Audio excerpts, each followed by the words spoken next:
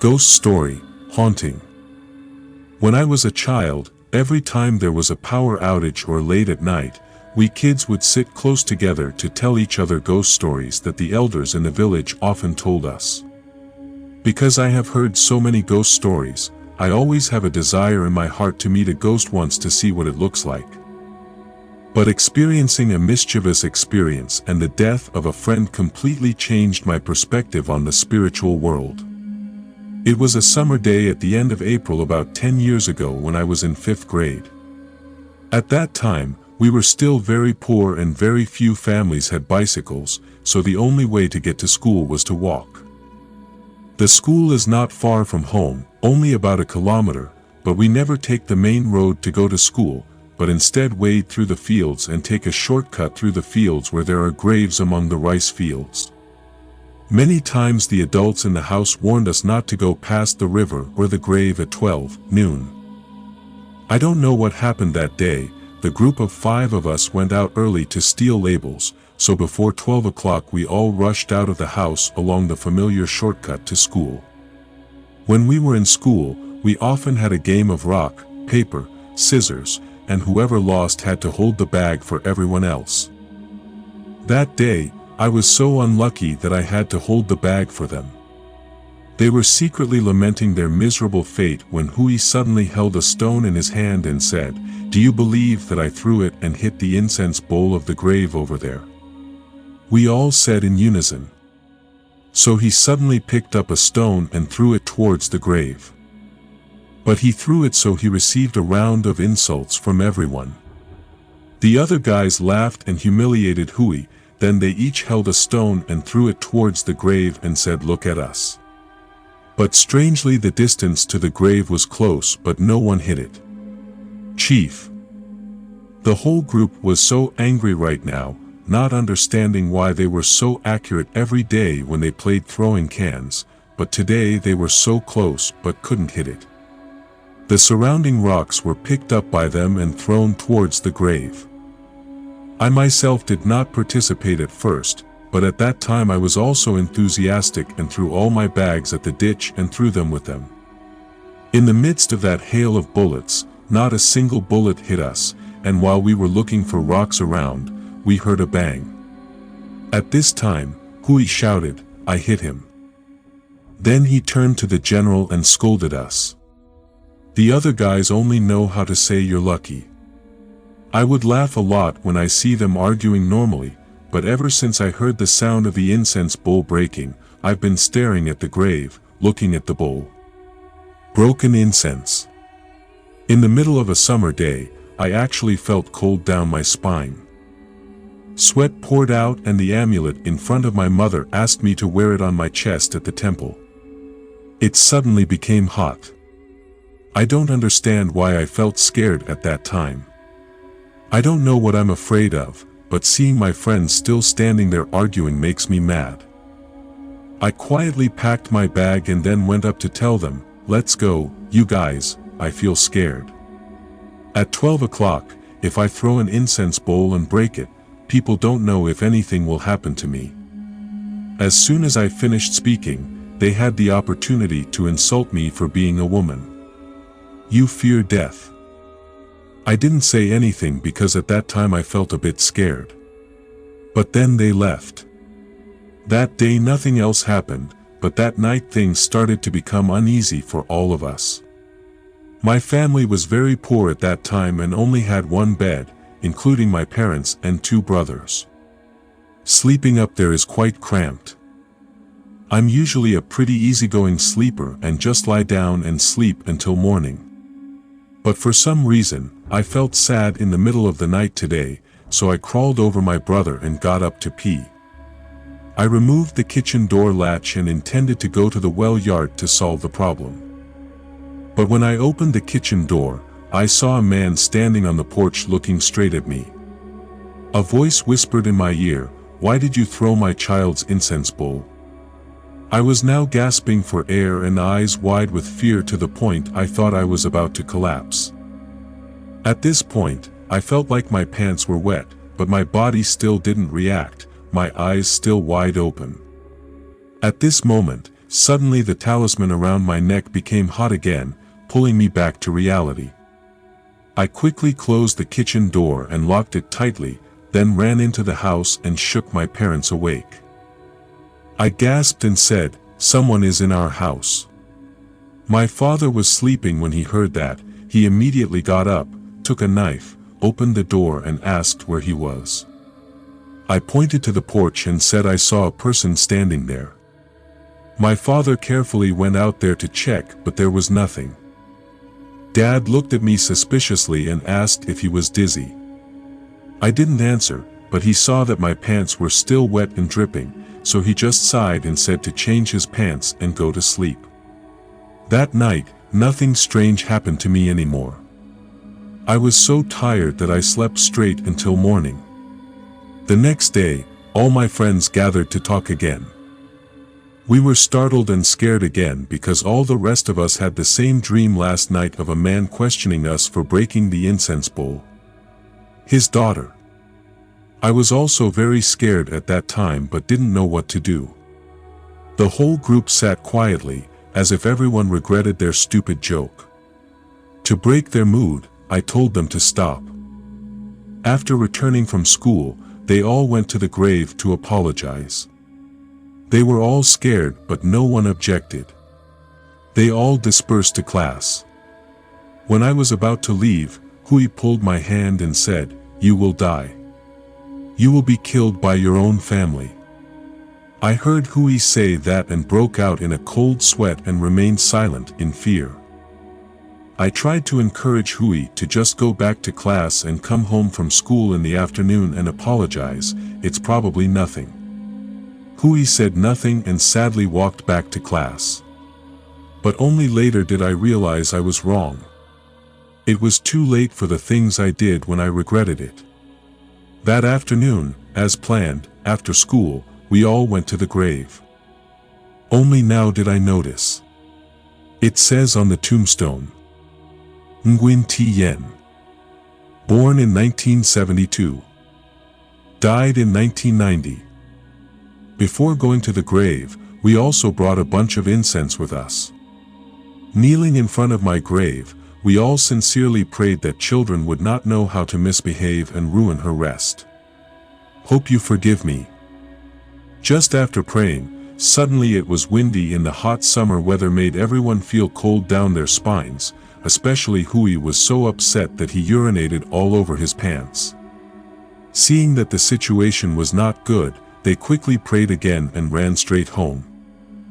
Hui didn't understand why he kept staring at the tombstone and refused to come back. I had to pull him forever before he left. A few days later, none of us dreamed or saw anything strange anymore, and gradually we all forgot the story about the tomb and the mysterious man who appeared in the dream.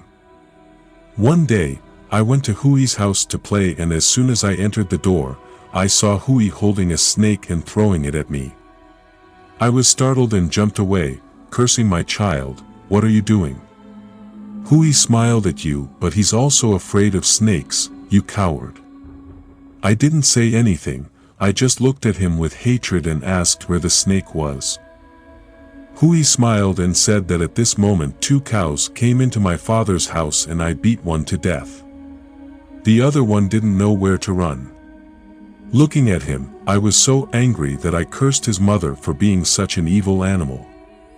It didn't protest, it just grinned and laughed happily.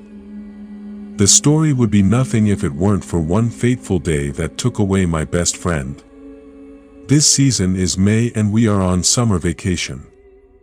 There are a lot of crabs this season, so we invite each other to catch crabs and cook them with jute vegetable soup, served with eggplant. It's delicious.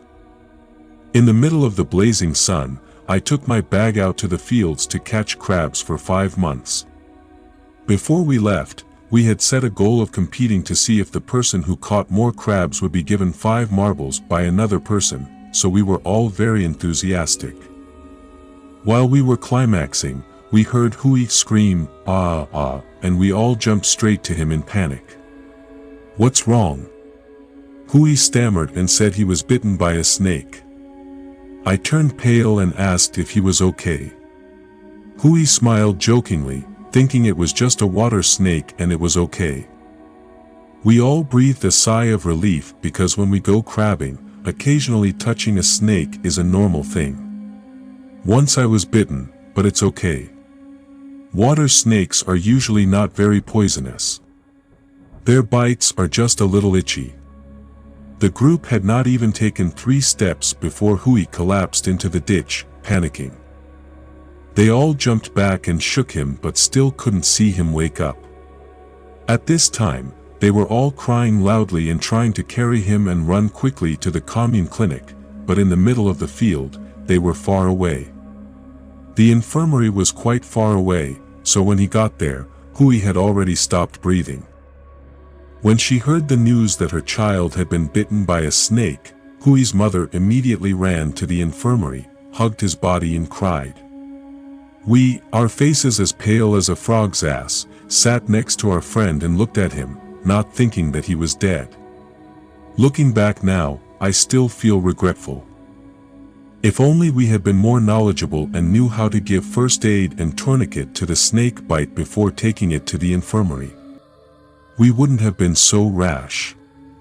But there is one thing that until now I still don't understand, why the water snake in the crab hole is so poisonous. No one has ever gone to catch crabs and been bitten to death by a snake. Hui is probably the first person in the village, maybe the first in my commune, to have this happen. From then on, all families forbade their children to go fishing. At noon in the summer, at Hui's funeral, the 4 of us sat there kneeling, sending our friend off to his resting place, hearing the cries of Hui's mother and family, bringing tears to our eyes. Just the other day we were shooting marbles together, but now we can't see him anymore is something I never thought about. While in thought, suddenly the whole chaotic funeral procession, Hui's mother rushed out from the room and sat in front of her son's photo, shaking as if drunk, pointing straight at the photo and saying loudly, "Death is right, someone has destroyed this house. I went to protect him but he beat me to death. If you go to the altar of your ancestors, you will kill all the uneducated children," Hui's mother said, making everyone gasp in surprise. As for me, I was chilled and my mouth opened. I suddenly remembered the day Hui boasted to me that he had just killed a double snake. I sincerely advise you, if you see a snake in pairs, to never kill it, and then remembered the man's words in his dream. Hui's dream. You will die.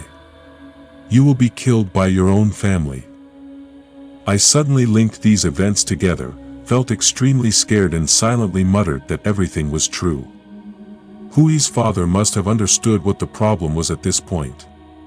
He looked at his wife and then at his son's photo and suddenly burst into tears. We looked at Hui's photo and cried at the same time. That summer I lost a friend. After Hui's funeral, I told my parents everything. I also told the rest of my friends to tell their parents. I was scolded by the whole family for being rude to the dead. My mother and my friends' mothers led all of us in a ceremony to the grave to apologize. Everything seemed peaceful, but when I got home, my grandmother asked whose house he had broken the incense bowl. When she heard my mother say her name, my grandmother was startled and called my father and grandfather to come and talk. After hearing the name of my father's and grandfather's graves, I was also startled. At this time, my mother and I were looking bewildered, not understanding anything. My grandfather spoke up. Please tell me and your children about that tomb. After speaking, he went to burn incense at all the altars. My father also went out. Only me and my mother sat and listened to the story she told. I still find the story the most horrifying I've ever heard. My grandmother finished chewing the beetle and began to tell the story. About 20 years ago, our grandfather had a very close friend named Hung. Mr. Hung and his nephew both learned the Chinese language from Mr. Hung's father, so they both played very closely together. One time, my grandfather and nephew nearly drowned and was saved by Mr. Hung. Afterwards, the two of them became brothers and from then on became even closer. Mr. Hung's family at that time was the landlord of this entire area with countless lands. After the revolution ended, Mr. Hung was almost denounced, but with the wholehearted support of the villagers, he escaped. But then a lot of land and farm assets were confiscated, so the family's situation also went downhill.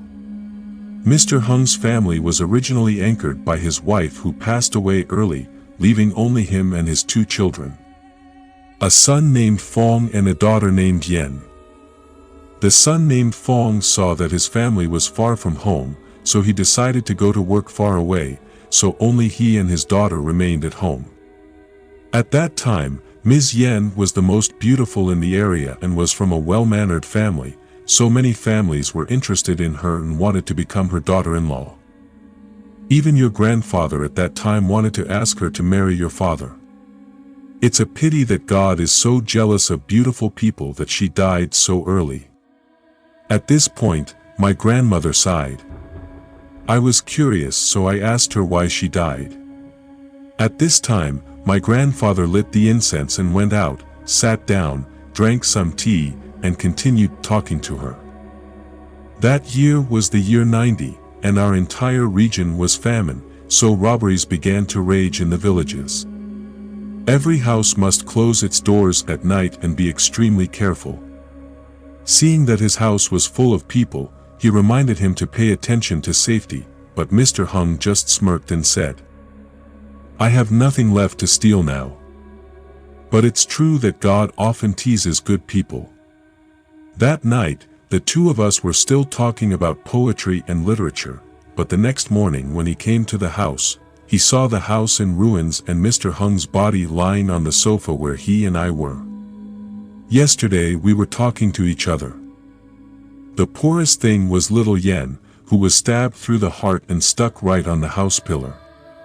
Poor girl, her eyes were still open when she died. She must have really hated the person who killed her. Hearing this part, I trembled in fear and tried to stay close to my mother to listen to him continue. At that time, I quickly went to the commune to report. At that time, the provincial district police came in large numbers. But at that time the whole region was still focusing on fighting hunger. The police had poor skills and rudimentary means and could not investigate anything, but in the end they only concluded that it was a thief, a murderer, and an escapee with unknown whereabouts. The story from then on quickly went into oblivion. After speaking, he suddenly sighed and remembered his once-in-a-lifetime friend. I was still curious, so I asked him, what happened next? Who buried Mr. Hung and Ms. Yen? And will Mr. Hung's son Fong come back? My grandmother spoke up and said, at that time, no one could contact Mr. Hung's son because I heard he was working in the south forever. Relatives had to bury Mr. Hung. Even at his father's funeral, the eldest son was not present until in recent years, Mr. Fong returned to rebuild the graves for his father and younger sister. After that, he left for a long time and never came back. I heard they are doing big business in Hanoi now. That afternoon, my whole family, including my parents and grandparents, and I went to visit Ms. Yen's grave. Standing in front of Mr. Hung's grave, my grandfather just sighed and said, "Love for one human life." Then tears sparkled in the corners of his eyes. I am now standing in front of Ms. Yen's grave, silently regretting the disastrous joke my friends and I made. When I looked at the photo in front of the grave, I felt like there was a pair of eyes looking back at me, eyes filled with sadness and sadness. Everything around me now seems like it doesn't exist. My body and mind were immersed in those eyes. My mother shouted, "Nam, where are you going?" I turned my back and looked at my mother with painful and plaintive eyes and continued to walk quietly. At that time, I really couldn't control myself. I only knew that there was some mysterious force urging me to walk. The whole family at that time, my mother's eyes were blue, she was crying loudly and calling out. Son, where are you going? I'm here. At this moment, the calmest people are probably my grandfather and father. The two of them didn't say anything and just followed quietly. My feet finally stopped in front of Mr. Hung's old house, and I sat down on the porch, my eyes blankly looking into the house as if looking for something. My father walked up to her and said, "Miss Yen, he's still young, please forgive him, he already knows his mistake." I still didn't say anything, looked at my father with painful eyes, then brought my index finger to my mouth and bit out a stream of blood. But his eyes still stared at the whole family, not knowing when, under that moss-covered tile floor, the two words, revenge, appeared in crimson blood. He and my father looked at each other. And my mother cried so much that she thought she would faint. At this moment, my grandmother held a mulberry branch and whipped it hard at me, screaming and falling to the ground. My father carried me home. On the bed at my grandparents' house, I slowly woke up. I vaguely heard my father and grandfather arguing. My grandfather took 3 coins and threw them hard on the table and said, "Look, I've tossed many times since I got home, but every time I only get this hexagram. If you owe someone a debt of gratitude, you have to pay it off. I only blame the poor Nam." Having said this, he was quiet, my father was quiet, the whole family looked at each other in silence. I was so tired that I fell asleep not knowing what happened next. After that incident, everything went smoothly until the university entrance exam.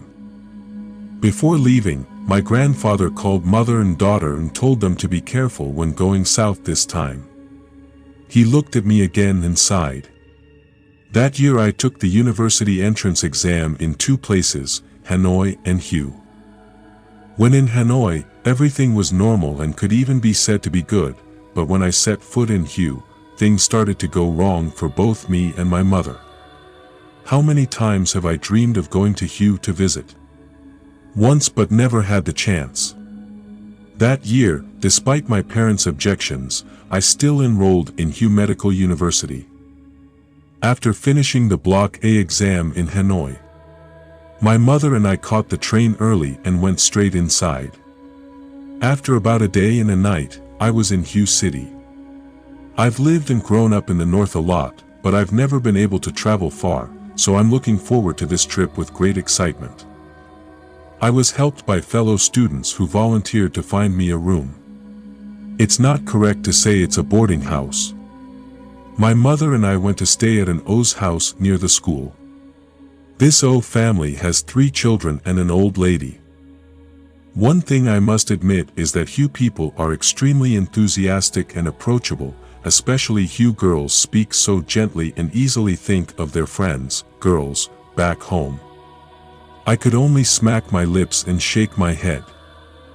After storing my luggage, my mother and I went sightseeing together as a way to relax after the hard days of taking Block A exams.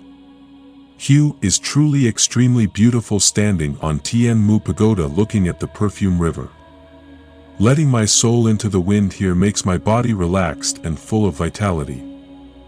In the afternoon, when I took a taxi home and saw the silhouettes of Ao Dai laughing and talking innocently on the street, my mind secretly ecstatically imagined, if only I could stay here for the rest of my life.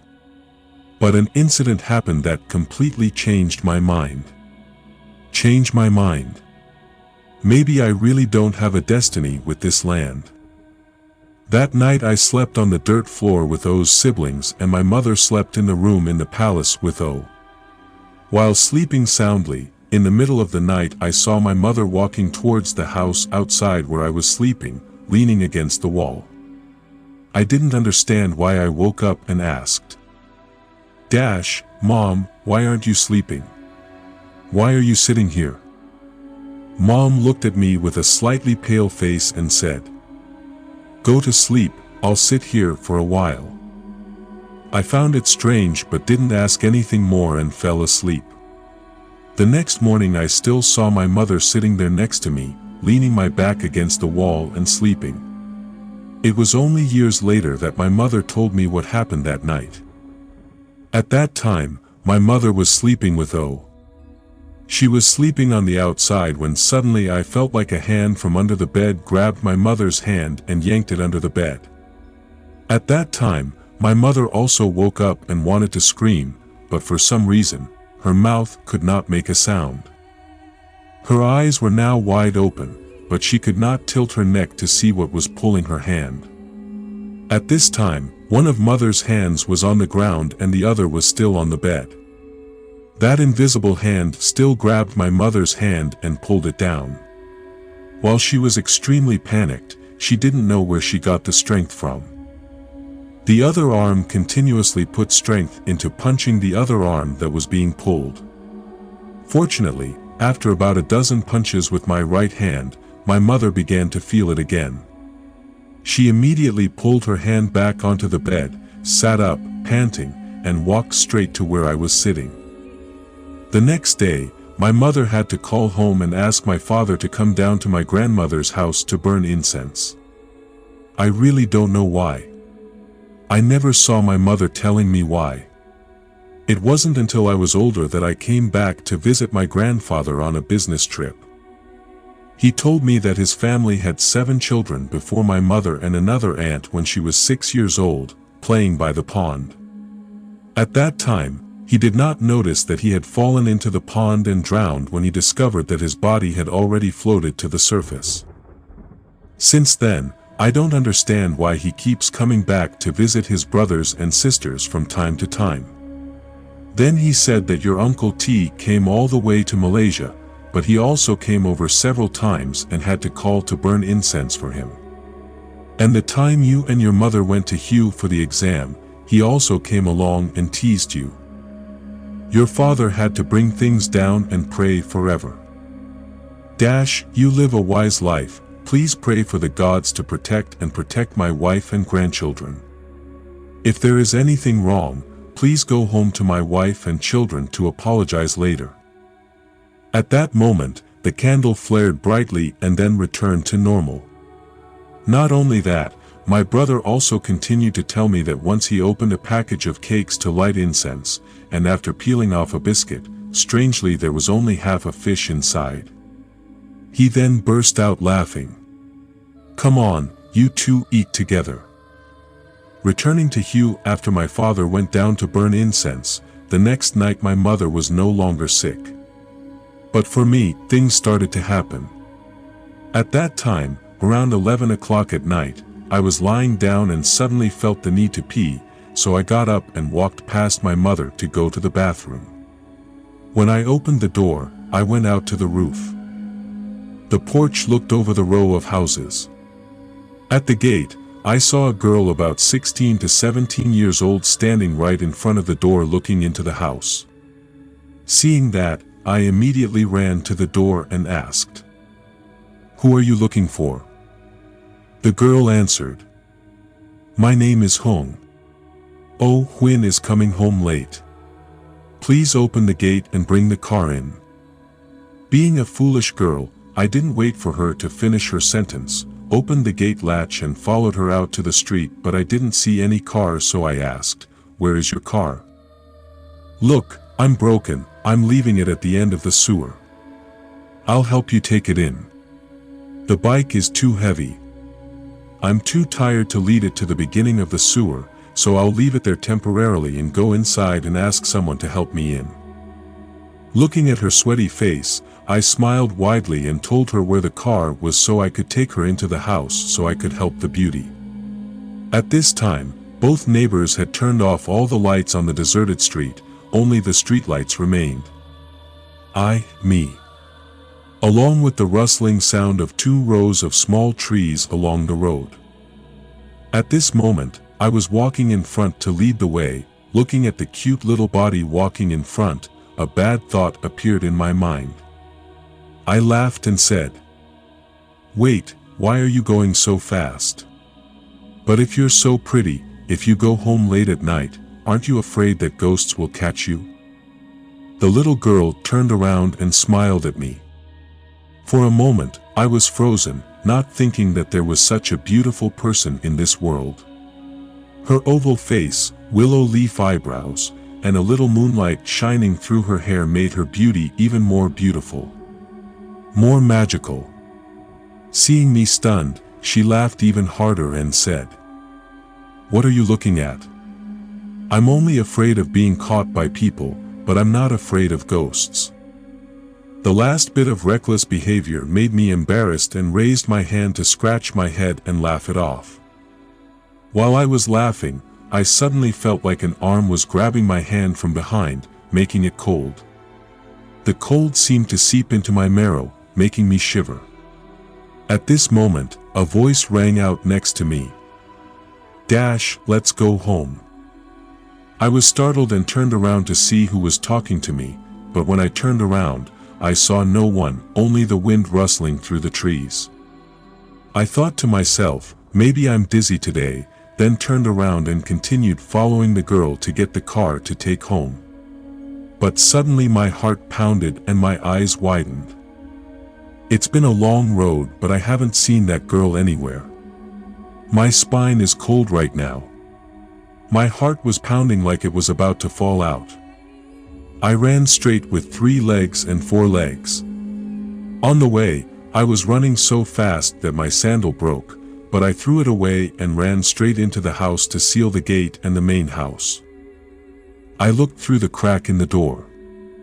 Once again I felt like I was about to faint, but that girl was standing outside the door looking straight into the house. The moment when that gaze penetrated through the door and met my eyes. At this moment, the two of us are actually looking at each other. But there wasn't any spark of love, I just felt like my body was cold, my mouth was open, my whole body was stiff and I couldn't move. I used my hand to slap my face hard, causing my whole body to wake up from that gaze. Then, like a squirrel, he jumped straight back to his sleeping place and burrowed his head deep into the blanket. It's a hot summer day and I'm under the blanket groaning. The next day I didn't dare tell my mother because I was afraid she would worry. But the situation was really not good in the following days. I couldn't sleep peacefully every night. I dreamed over and over again the same dream that the little girl took my hand from the house to the sewer, but halfway there was another woman.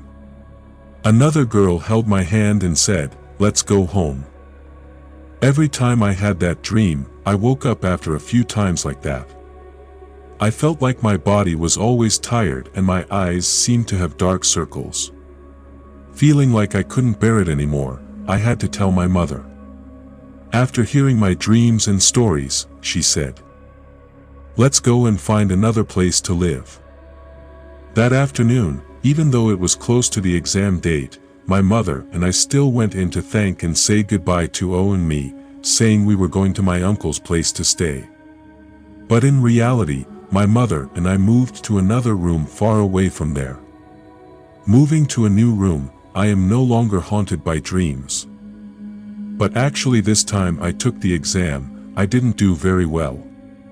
When I reported my score from Hugh Medical School, I was 0.5 points short, so I had to pick up my books and go to Hanoi to study at Law University. Time goes by. Students living far from home experience many happy and sad memories.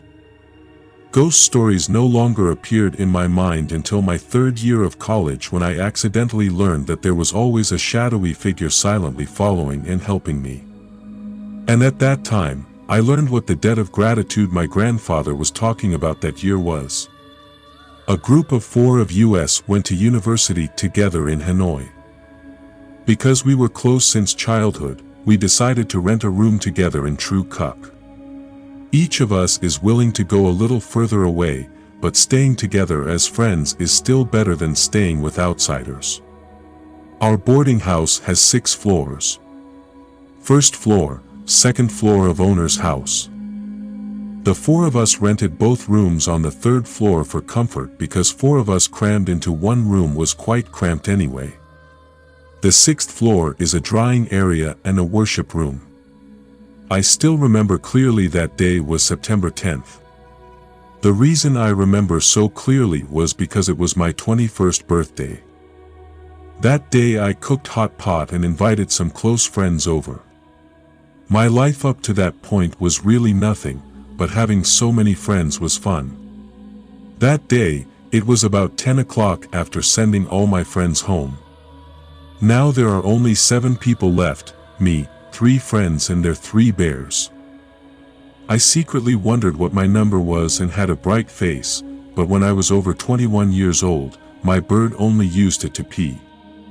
I know all my friends know the smell, but my friend Tuan even raised his cup and said, "I wish you soon have a lover."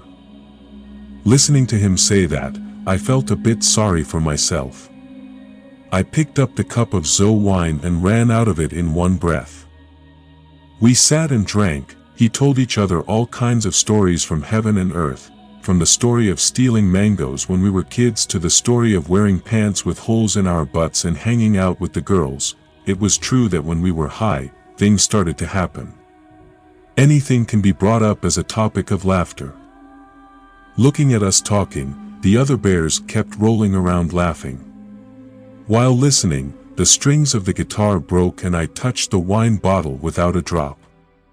It was quite late at that time, about 11 o'clock, so I said, "Just drink it today, drink it another day." But my friends didn't accept it. They asked me to go buy beer to continue drinking. So I grabbed Tuan and had to run to buy beer. Tuan wanted to buy more, but I insisted on only buying 7 bottles.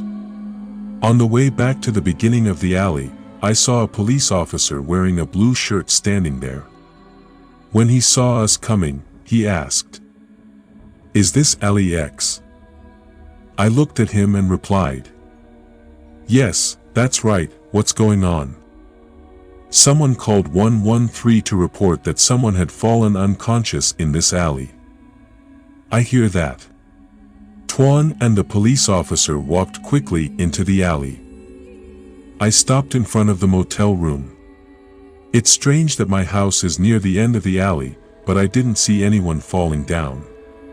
I was about to go up to the house when I heard the police officer say over the walkie-talkie, "Someone fell in Alley X."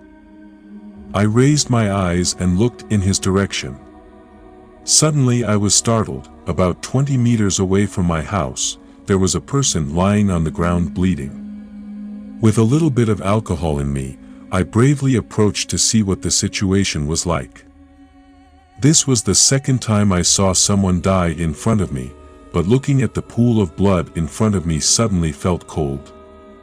The person lying on the ground was a girl wearing blue clothes.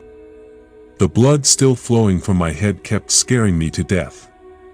At this time, the surrounding neighbors also turned on the electricity. There is a voice in the ear. This girl H helps Mr. A's house. It's a shame that I still talk to him in the afternoon. I turned around and saw that my landlord was talking to the policeman. After saying that, he ran into the house to get some candles to light up the area where the girl fell. Police quickly arrived to block off the scene. I also felt like I shouldn't be here anymore, so I grabbed a bunch of beer and ran upstairs. A few days later, there were many rumors surrounding that girl's death, such as that she left a suicide note and that her neck had fingerprints. Then my landlord saw a white butterfly fly into the house in the middle of the night. He waved his hand and said, "Go ahead and reincarnate." So the butterfly flew away. Much more. But the funniest thing was that after that incident, the landlord's son would run into my room every night when he went to the 6th floor to talk. "Uncle Nam, please come to the 6th floor with me, I'm so scared." One time I was annoyed and I told him to go alone. He was busy. Not even a minute later he ran from above and said, "Come up with me a little, I'm afraid I'm going to pee my pants." I laughed and followed it. Later, the police concluded that it was due to a fall, so the rumors gradually subsided, but it is true that Mr. A's family later sold the house and moved to another place. Back to that night, I did not. I wasn't in the mood to continue drinking beer or wine, but those bad boys were still bleeding and continued drinking a little after 12 o'clock at night when the electricity went out and the whole house was plunged into darkness. It's quite strange because the power here rarely goes out, but I also got up to get a candle and gave it to the girls to light up the house. We continued to sit and drink beer. It was quite hot, so I took off my shirt and the charm string my mother asked me to throw on the bed. All of my friends have been beaten up by now. At this time, the girls were huddled together discussing the fortune-telling game that everyone in the dorm used to play. The girls' words accidentally fell into Hai's ears. He immediately invited everyone to play because he used to play and said it was quite stimulating. Being a bit drunk in front of his girlfriend, the guys were very excited. 10 minutes later, a piece of paper with lots of letters and numbers was ready. Place the cup face down in the center of the paper. The four of us each placed 2 fingers on Hai's cup to begin. I wonder if there are any ghosts around here. If so, move the cup to letter C. I'm thinking to myself that if a ghost were here, it would probably scare you to death. But before I could finish thinking, I suddenly felt my hand move. I was startled and looked carefully to see that the bowl was still in square C. I felt a prickling sensation down my spine. Needless to say, the girls were very excited at first, but now they all turned pale and leaned close to their lovers. Right now I'm the only one sitting alone. I'm so sorry for myself. Hai excitedly continued to ask. Dear ghost, what's coming tomorrow? But this time the cup stood still and did not move, so I cursed again. Dad, you're a beast who fights all day long. Seeing the bowl standing still, Hai was somewhat disappointed. At this time, Tu also courageously asked. Ma is a girl or a boy? If you're a boy, go to T. If you're a girl, go to G. This time, under the eyes of all 7 children, the cup pulled 4's hand and moved us into the G box. Tu asked again how old the ghost was. The cup immediately moved quickly into box number 1 and box number 6. I blurted out that I was 16 years old. As soon as I spoke again, our hands were pulled by the cup into squares 1 and 8. We were all stunned and didn't understand anything. At this moment, Hai began to ask again. Who among these guys does the ghost love? As soon as Hai finished asking, a cold wind suddenly blew into the house and blew out the candle. I tried to withdraw my hand but couldn't. The cup now pulled everyone's hands and moved for a while, then stopped. But it's so dark that I don't know which cell it is in now. When the candle light just flashed. I don't know whether it was intentional or not, but I looked up at the mirror in the closet. Suddenly my heart skipped a beat and there was a silhouette in a white shirt standing in the mirror, holding out its hands and smiling at me. At this point I gasped. Looking closer made my heart clench with fear. The figure in the white shirt was looking at me, the girl standing in front of the house when I went to Hugh to take the exam. My whole body went cold and I collapsed on the mat before losing consciousness. My friends thought I was too drunk, so I collapsed, so they carried me to bed so I could sleep. One thing no one noticed was that the bowl was resting in the Nam square.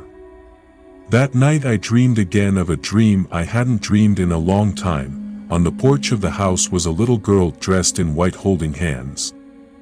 I go. But halfway there, another white shirt grabbed my hand and pulled me back. That dream kept repeating for me for several days. To the point where my friend Tu had to ask. Are you in love with a girl named Hong? Mom is falling asleep, just call Hong, Hong.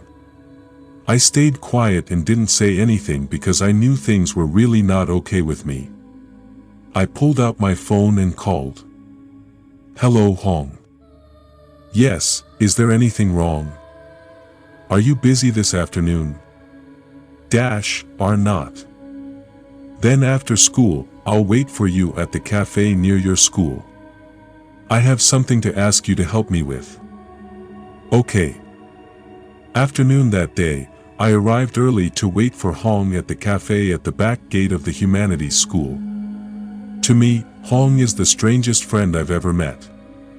I hope he can help me because lately I've been having insomnia and sometimes even sleepwalking. I also secretly wondered that it had been nearly 3 years since I met the ghost in Hue until now. Why did the little girl not appear until today?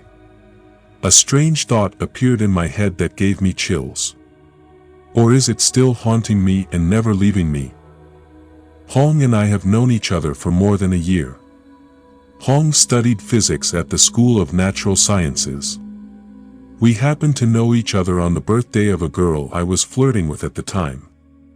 On the outside, Hong is quite handsome and wears glasses, so he looks quite intellectual.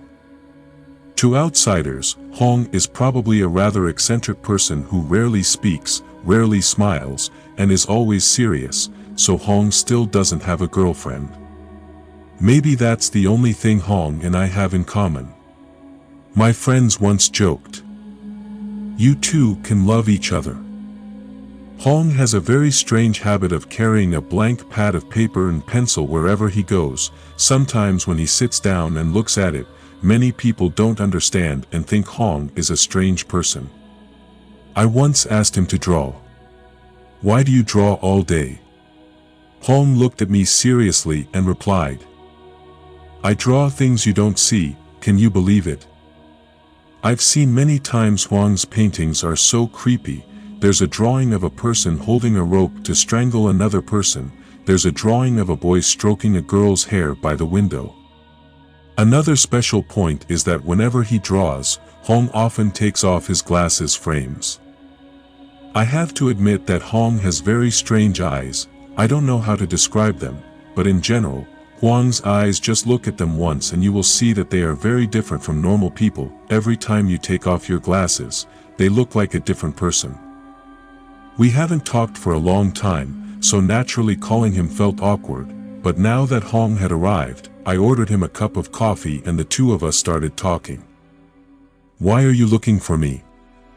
"Yeah, lately I've been feeling uncomfortable and having random dreams. Please see if something's wrong with me." At this time, the waitress also brought coffee. Hong took a sip of coffee and said, "Let me see how it goes."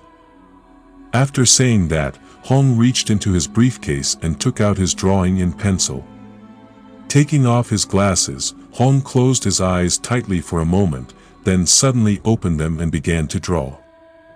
Because he was sitting opposite, he couldn't see anything Hong was drawing, but I also knew that when Hong drew, he hated people the most who bothered him, so I also suppressed my curiosity and waited for the painting to be completed. Watching Hong keep drawing, I felt confused and nervous until drops of sweat rolled down his forehead before Hong stopped writing. Quietly looking at the painting in contemplation for a long time without saying anything, until I asked, "How are you?" Hong took another sip of coffee and said, "Do you believe there are ghosts in this world?" "I believe. Is there anything wrong with me?" Hong looked at me, then gave the picture. "This is all I can draw, you see." I took the painting from Hong's hand and observed it attentively. In the picture there are 3 people, 2 of them are drinking coffee, me and Hong. At the next table, there is a girl with her chin in her hand, looking intently at me.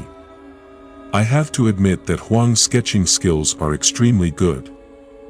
The girl's eyes are very soulful. Those eyes look like excitement, longing for me. Looking at the picture, I didn't see anything strange because I thought it wouldn't be strange for someone in the shop to look at me. I was about to ask Hong when I looked next to me in surprise. There was clearly no one at the next table. I rubbed my eyes and suddenly broke into a cold sweat. The girl in the picture Hong drew was the girl I had been talking about for the past few nights. Often dream about it. I stammered and asked Hong, "So what do you mean?" There is a ghost following you. Listening to Hong, I felt weak in the knees. After a while, I asked what I should do now. Please tell me all the stories related to the person I drew. Hearing Hong say that, I hastily told the story of the time I took the university entrance exam in Hue to him. After listening to my story, Hong thoughtfully frowned and thought for a moment, then he said, I haven't been able to draw much today, so I don't know if this ghost has any ill will towards you. I'll come over to your bed tonight to see if I find out anything else. I didn't expect Hong to be so enthusiastic, so he said, Yes, please come over tonight. Hong and I sat and talked a little more and then went home. That night around 11 o'clock, Hong came to my house, saw Hong entering my friend Tu and immediately opened his mouth to say, Are you two planning to invite each other to traffic? But Hong only responded to Tu with stern eyes. Seeing that, I immediately cursed Tu. Get out of the other room and sleep, we have something to do. When he walked out of the room, that bad guy even smiled, making me so angry that I bled. Sitting and chatting for a while, Hong said, You go to sleep and I'll sit and see if anything happens. I brought a tape recorder with me. I didn't expect Hong to prepare so carefully. Even though I wasn't very sleepy yet, I still tried to close my eyes. While I was falling asleep, Hong shook me. Wake up. I was woken up while sleeping soundly, so I rubbed my eyes and asked, Hong, what's wrong? At this time, Hong was panting and looking at me, the sweat on his forehead was dripping all over his shirt. Hong tiredly gave me the sketch and then continued to sit and breathe. I nervously looked at the picture, I suddenly let out a gurgling sound and then my eyes widened and my mouth opened. Isn't this the scene I often dream about? Under Huang's drawing talent, everything was so lifelike. It was a bright moonlit evening with leaves rustling on both sides of the road. Under that bright moonlight, there were two white-clothed silhouettes holding my hands and pulling me back. Direction, one person is that girl and one person is. I threw away the picture, holding my head and muttering, unable to believe that the other person was Ms. Yen.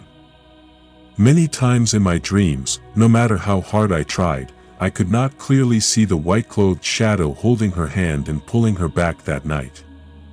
Now looking at Huang's sketch, I am even more certain that it is Ms. Yen because I have seen her photo many times in front of the grave. My heart was extremely confused at this time, but everything wasn't over yet, now it was quiet. Hong suddenly said, You were sleepwalking just now. I asked in surprise. So what will you tell me? Hong slowly said.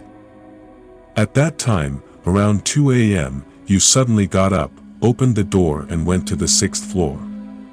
I quickly followed, drawing non-stop. When you got to the 6th floor, you sat on the railing and sat and sang. I recorded it, but if you listen to it, I don't know what song it is. Receiving the tape recorder from the prince, I fast-forwarded to the part with the voice. Strangely, every day my voice was hoarse, but today it sounded unusually clear. It sounded like a girl's voice, and the lyrics were as follows, Every lover leaves me. We go like small rivers, oh small rivers, promises are the rains. After listening to it, even though I didn't know what the song was, I felt lost, my hands hanging down my whole body as if I had no strength left. Hong gave me a picture of a boy and a girl sitting on the railing, looking at the moonlight in the distance together. At this point, I was really in a panic. Sitting for a while, I asked Hong, What should I do now? Hong looked at me and said, You have to go to Hue to find the source of the story, to find a way to chase that ghost away, but if you let it haunt you like this, one day it will drag you along with it without knowing it. I silently looked at Hong and thought for a moment then said, Go, I'll go. I'll go with you, the two of us are better off. Hearing Hong say that, I felt a little more confident. That night, the two of us did not sleep anymore and discussed plans to prepare for the journey to Hue. After a few days of preparation, Hong and I collected about 7 million and we bought train tickets to Hue. Many people will wonder where I got so much money. Although it's a bit embarrassing, I have to admit that in order to have enough money for the trip, I called home and asked the elderly for 5 million, lying about using the money. That's to study English. Hong contributed the remaining 2 million to me. I told Hong that I would send Hong 2 million back when I had time. Hearing that, Hong just smiled and said, "Let's just say I spent money to travel with you. I've never been to Hue, anyway." I secretly felt lucky to have such a good friend. Even though I knew Hong would bring a tape recorder, before leaving, I still ran to borrow a small tape recorder from a police officer I knew. In case there is a time when you need it. Sitting on the train, I felt restless for some reason. I understood that this trip would not be easy and that there would be many thrilling things waiting for me. The train stopped at Hue Station. After picking up my luggage, I stood in front of the station door and was about to call a taxi when Hong told me, "I'm going home, Uncle, I have some business to do. Go back to the place where you used to stay when you took the university entrance exam. One day, I'll call you tomorrow. If there's anything, I'll call you." Hearing what Hong said, I was quite surprised because this was not in the plan. When I was on the train, I didn't see Hong say anything, but in the end, it was good that he agreed to come with me here. What else could I ask for, I thought. So I say, "Okay, you go, I'll see you tomorrow morning." Before leaving, Hong told me, "You have to be a little careful when sleeping there tonight." I smiled as I watched Hong walk away, then quickly took a taxi. 3 years have passed since I entered Hue University here. Not much has changed, it is still an ancient and friendly Hue. Even though I only stayed at Oh Huin and Mi's house, it seems that the Hue dialect is me, but at that time I always heard me. My friends from Hue origin also sympathize with me, for only a few days, but I really loved me. With the kids, even though they live in Hanoi, they occasionally called to check on Mom and the kids. This time before I left, I called to let Mom and Oh know. When I entered the house, the kids rushed out and hugged me, which made me really emotional. After talking and giving me, Oh and the kids some gifts, I had dinner with Mi's family. The meal was filled with laughter and laughter at completely dispelled the worries in my heart. That night when the kids were studying, Me and Mom were together. Oh Huin sat drinking water on the porch. After a few stories I boldly asked, "Mom, has anyone in our family ever died young?" Me and Oh looked at me in surprise and said, "Why would anyone ask such a thing?" "I'll tell you the truth, Mom and Dad, before when we were here, we moved to another place because something happened at our house, not to live at Uncle's house." Speaking of which, I told my Mom and Dad the story of meeting the ghost of little girl Hong. When I finished listening, I saw tears in Mi's eyes. Before I could stop, I continued.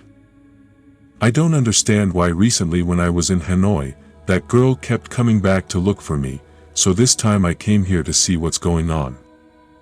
When I finished speaking, my mother cried loudly, causing the children to run out to see what was going on, but Oh Huin immediately chased them into the house to study.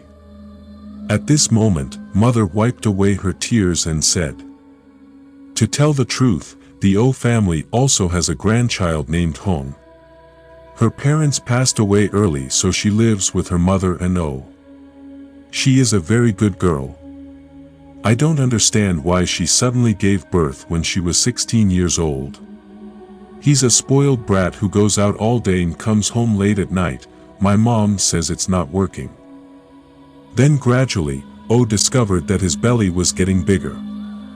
O and his mother called him back and asked, "You slept with your baby, but your stomach was bloated."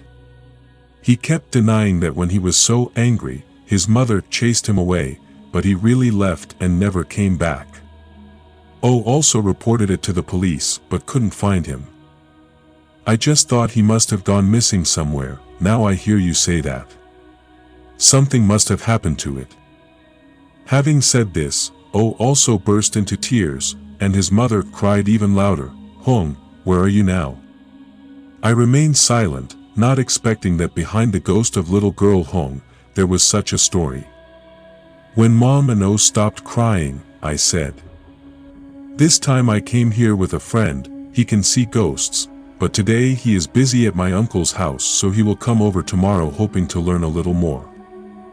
Hearing that, Mom wiped away her tears and said, "Yes, tell him to come here." After that, I sat and talked with my mother and O until late at night to see if I could find any clues, but I didn't get much and everything was still unclear. That night, I was worried that something would happen, but the truth was, I hugged the children and slept very well. The next morning, before I woke up, I was woken up by the phone. "Hello. Hello Nam, are you awake yet? I just discovered it. Come see me here." Hearing Nam say that, I woke up and asked, "So where do I meet you?" "You take a taxi to Cafe X on Y Street." "Okay, I'll come see you later. Get up, brush your teeth, wash your face, then tell your mom and O." "Mom, I'm going to go on some business. I won't be back until late or tomorrow." "Yeah, go ahead and remember to bring your friends when you come back." I agreed and quickly ran away. Entering the cafe, I saw Hong waiting there. I ordered a cup of coffee and sat down to talk to Hong. "What's wrong? Did you have any problems sleeping there last night?" I took a sip of coffee and said, "No problem at all, but I found out something new about little girl Hong." I began to recount the conversation between me last night to Hong. After listening, Hong frowned and said nothing, thinking thoughtfully. I remembered the main purpose of this meeting and asked Hong, "If you have discovered anything, tell me." "King. When I came here yesterday, I felt more things and immediately drew a picture for you to see." Picking up the painting from Huang's hand, I noticed, the painting depicts a girl standing in a forest, staring at a tree trunk with a heart engraved on it. In the heart shape, the dark red letter H2 is clearly visible. Blood color. I was still thinking about the painting when Hong continued. I asked, "There's only a small rubber forest around here. I borrowed my uncle's car and I'll go over there later, maybe we'll discover anything new." I hesitantly asked the king, "Are you, like me, new here and afraid of getting lost?" Hong smiled and raised the phone. "If you have Google Maps, what are you afraid of?" Hearing Hong say that made me feel more secure. I even urged Hong to go. "What are we waiting for?" The two of us paid the bill and then went to the forest in Huang's painting. This forest is farther from the center than I imagined. It took us 40 minutes to get there. In front of me is a rubber forest in changing season, extremely beautiful. Parking the car on the side of the road, Hong and I went inside. Because it was quite large, Hong told me the two of us to split up and look for each tree trunk one by one. While I was still searching, Hong shouted, "I saw it, I saw it." I quickly ran back. Indeed, at this moment Hong was standing in front of a tree trunk carved in the shape of a heart with the letter H2 inside. I held up the picture Hong drew and saw it was identical. I moved closer and there was a loud bang and I fell to the ground and fainted. When I woke up, I saw that my surroundings were pitch black. I tried to move and discovered that I was sitting on the ground, my hands tied around a tree. My first thought was that I must have been robbed. I didn't know if Hong was okay. Thinking so, I immediately called out, "Hong." But only silence enveloped me. I was even more scared. In my mind, I had a scene of being beaten unconscious by robbers. Sometimes I was confused and thought I was going to die. That thought scared me to death. Cry. I was so tired that I laid my head down and fell asleep. I don't know how long it will take, but at that time the dew was so cold that I woke up. When I raised my eyes to look at me, my mouth was open and speechless. Right in front of me, a white shadow was standing and staring at the tree above. No. I could not mistake that it was little girl Hong staring at the tree trunk. Suddenly she glanced straight at me, making me so scared that I peed my pants and then passed out. The sunlight woke me up. Looking around, I didn't see any sunshine anywhere, so I felt more reassured. But if I keep this up, I will die of hunger and thirst. At noon, when the sun shined overhead, suddenly I saw a black cat from afar rushing towards me. I muttered, "Don't come here, don't come here." Unlike what I expected, the cat still rushed in front of me. When it was about 2 meters away from me, I closed my eyes and turned away, imagining that all sorts of things would happen to me. But in the end, nothing happened. The cat was licking my finger, feeling something hard in my palm. I tried to figure out what it was. Shouted with joy, it turned out to be a piece of glass that this cat could attack me. Now this may be the only way for me to escape this situation. I am trying to use my strength to cut the rope in the hope of escaping this tragedy soon. But things weren't as easy as I imagined. It must have been 3 or 4 hours of cutting until the rope had worn away half of my hand, and everything was gone. I was tired, hungry, and thirsty, making me weak. At dusk, I woke up again and a figure appeared before my eyes, but the sunlight blinded me so I couldn't see clearly the face of the person standing in front of me. When my eyes adjusted, I shouted, "Hong saved me." But the only thing in return was the terrifying silence on Huang's face. In the afternoon light, I clearly saw Hong smirking and saying, "You're not dead yet." Looking at Huang's creepy laugh, I realized I was not done. My hand was frantically holding the piece of glass, thinking in my mind that I had to find a way to buy time. The thought flashed in my mind that maybe it was possessed by a ghost, so I tried to call out again.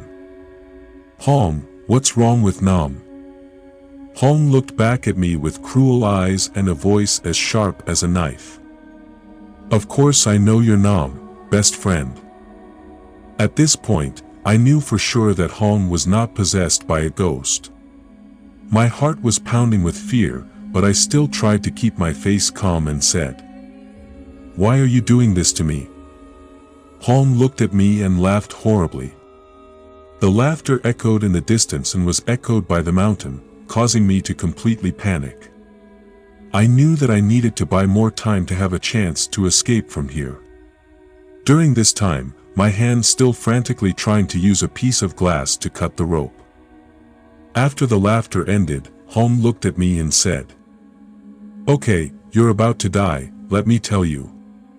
About 4 years ago when I was still an 11th grade student, at that time I was the son of the second richest family in this country.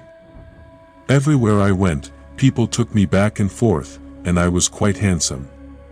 So in the eyes of girls, I'm always their prince on the white horse. To me, girls are just like a shirt. When they get tired of wearing it, they take it off and wear another outfit or just throw it away. It's only grade 11, but I've tasted the innocence of countless children." Speaking of this, Huang's face was a bit lost in enjoyment, making me feel disgusted with him. Hong continued, "That year, in the 10th grade below me, there was a pretty girl named Hong. It could be said that she was the beauty queen of the entire 10th grade. Every time I looked at her soaring breasts and her long black hair, I admired her. Craving, I secretly decided that I had to flirt with her. Her class and my class are in the same class. My class is in the morning, her class is in the afternoon. Every time after school, I put a letter in my desk, but I send dozens of letters without a single response. But that doesn't make me depressed, on the contrary, it makes me quite excited. You know, the more difficult it is for men to achieve something, the more exciting and stimulating it is. On February 14th of that year, I bought a box of chocolates and a big bouquet of roses, stood in front of the class and shouted, "Hong, I love you." The girls and boys in his class saw this and clapped loudly. I thought that right now she would rush into my arms like any other girl, but I was wrong. In front of my friends, she was holding a bouquet of flowers and a box of chocolates. Throw in the trash. I stood stunned because I was embarrassed that this was the first time a girl dared to treat me like that, so at that moment I swore that if I couldn't flirt with you, your father would swear not to be human. As a guy who interacts with girls a lot, I know what they think and what they like. However, everything I did with this girl Hong was useless, until I had to use heroic tactics to save her. Because I arranged it with my own hands, I was able to completely conquer her. After she agreed to be my girlfriend, after that time we often went to school and hung out together. I discovered that she was quite a sassy person, always dragging me to places like standing on the TN bridge to watch sunset, or sitting on a boat along the Perfume River listening to songs. However, during that time I also felt quite happy. There was a time when I thought maybe this time I truly love and want to stick with it for the rest of my life. In the fall of that year, he invited me into the forest to watch the yellow leaves fall. This forest right where you are sitting was the place where my first meeting with him took place. At that time, I was really happy because after all the hard work of pursuing the end, finally achieved my goal. I was happy because at that time I really loved it. That was probably the first time I felt what love was. Speaking of this, Hong suddenly said, "Do you understand what H2 is?" Just now, listening to Hong tell the love story of Hong and that little girl Hong made me silently surprised. I didn't expect that behind my small dream was such a story. At this moment, I was still frantically cutting the rope at the bridge. Behind my hand. I told myself to stay calm at this point, looked straight into Huang's eyes and said in a low voice, "I don't know, but you loved Hong so much. Where is Hong now?" Hong pondered and then said, "Let me tell you H2 means, Hong Hong. This symbol was invented by me and I also carved this tree the first time we came here. That's why she was moved to offer it. Purity for me." Saying this, the king opened his mouth and smiled lustfully as if he was imagining those old moments. I shouted, "So where is Hong now?" Hong looked at me and smiled savagely. The moonlight reflecting through his glasses made me feel like his eyes were glowing. At this moment the royal voice rang out again. "What's so exciting, my friend? Let me tell you more. Do you know? The first time for a girl is still difficult, but the next times are very intense. Every time we do it, we don't rent a motel but go to this forest. This place is like a secret place for us to make love." Everything went smoothly until one day, at this same place, he said to me, "Honey, I'm pregnant. Mom will kick me out of the house and then you'll marry me and I'll follow you forever." I was startled when I heard it. Even though I loved it at the time, I was just an 11th grader. I didn't want it to end so soon, and if my old man knew about this, he would probably kill me. At that time, my face turned white and I told him to break it up because he was still young and couldn't have children and couldn't get married. Hearing that, he jumped out of my hand and said, "I won't break it. You won't marry me so I can go find your father and tell him." He stood up and struggled to go home. Hearing him say that, my face was completely drained of blood. I quickly reached out and pulled him back and said, "Why are you in such a hurry to stay and talk?" But he just looked at me coldly and replied, "Give me a week to think. If I can't decide, I'll go see my dad. You know what I hate most is someone who threatens me. I will not accept anyone threatening me, even if it's someone who loves me." At that time, a cruel thought appeared in my mind. I held a nearby brick and quietly followed it, then with a pop, it fell to the ground. At first, I just intended to knock it out, but then I saw blood pouring out of its head non-stop. I was so scared that I took the car and drove straight home. That night, I couldn't sleep, so I took my car and drove there to see what the situation was like. When I got there, I saw that it was dead and cold. I sat down to breathe, thought for a while, then in the rain I ran to buy it. Shovel, then returned to the forest to dig a hole and bury its body there. The place where you are sitting now is the same place where I buried his body. Hearing Hong say that gave me goosebumps all over my body. My hands that were frantically cutting stopped and my whole body was so cold that I was shaking. I quickly asked the emperor, "So why did you bring me here?" Hong looked at me and smiled and continued, "After that girl died, every night she kept coming back to bother my life. One time I was clearly sleeping with a girl in the middle of the night and turned around to see her lying next to me. That time when I was in crisis, I told the old man to transfer me to Hanoi to study and then take the university entrance exam there. Even though he left Hanoi, he still hasn't forgiven me. For 3 years, he comes back every night to haunt me. Every time I meet a new girl, he threatens that girl so much that she doesn't dare to come close.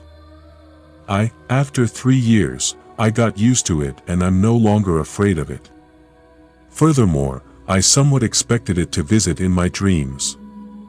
One time I even dreamed of me and its ghost making love in this forest. I was wondering why she didn't come looking for me this time. Turns out that bitch has found you. Maybe she wants you to be her partner under the golden stream." Hearing Hong say that, I was speechless, not expecting this guy to be so crazy and perverted. But now I don't have time to think anymore. Under the white moonlight, the king holding a shiny knife is approaching. I shouted, "What are you planning to do? You're crazy." Hong smirked. "Let me send you down to the golden stream to be her mate.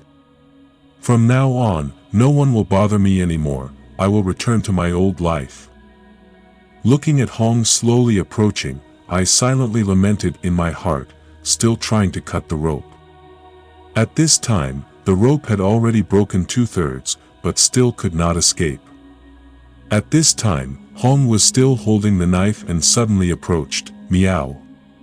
Meow. The sound of a cat's meowing tore through the quiet night. A black cat from afar rushed and jumped up towards Huang's knife.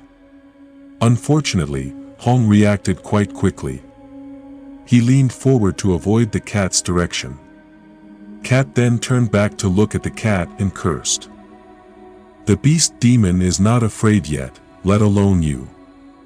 At this moment, the sound of a cat meowing like a dead man's voice echoed throughout the forest. I realized it was the cat bringing me the piece of glass. At this moment, it was growling and looking at Hong with plaintive eyes. The cat's eyes touched my eyes, causing my body to wake up and continue to frantically cut the rope. Once again the cat rushed and jumped towards Hong, but this time Hong stood still and waited. Then when the cat came close, his hand swung a shiny line at the cat's neck. Seeing the cat lying motionless, he bent down to check to see if the cat was completely dead when suddenly a jet of blood shot out from the cat's throat and shot straight into his face.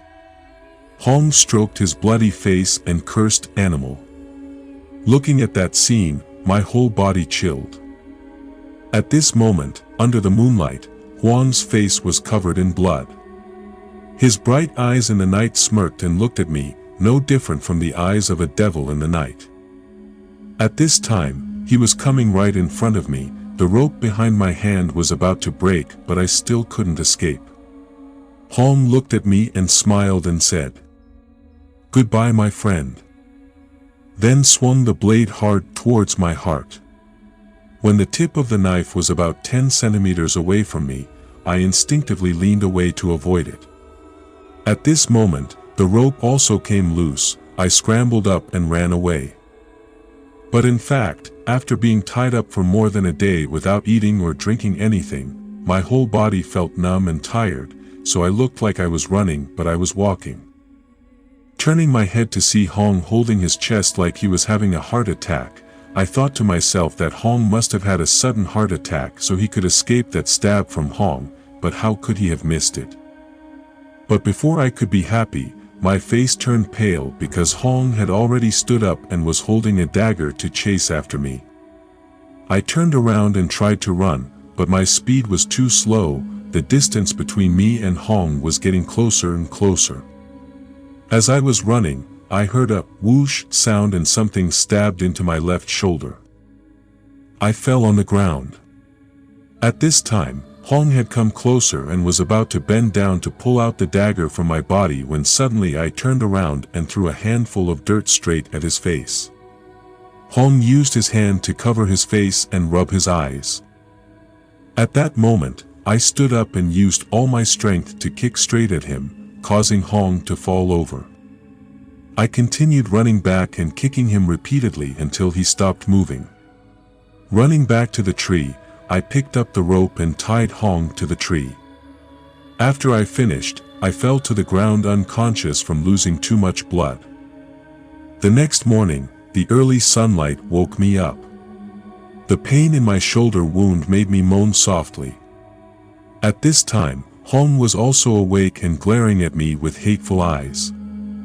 I went to look for the phone in his pocket and dialed 113.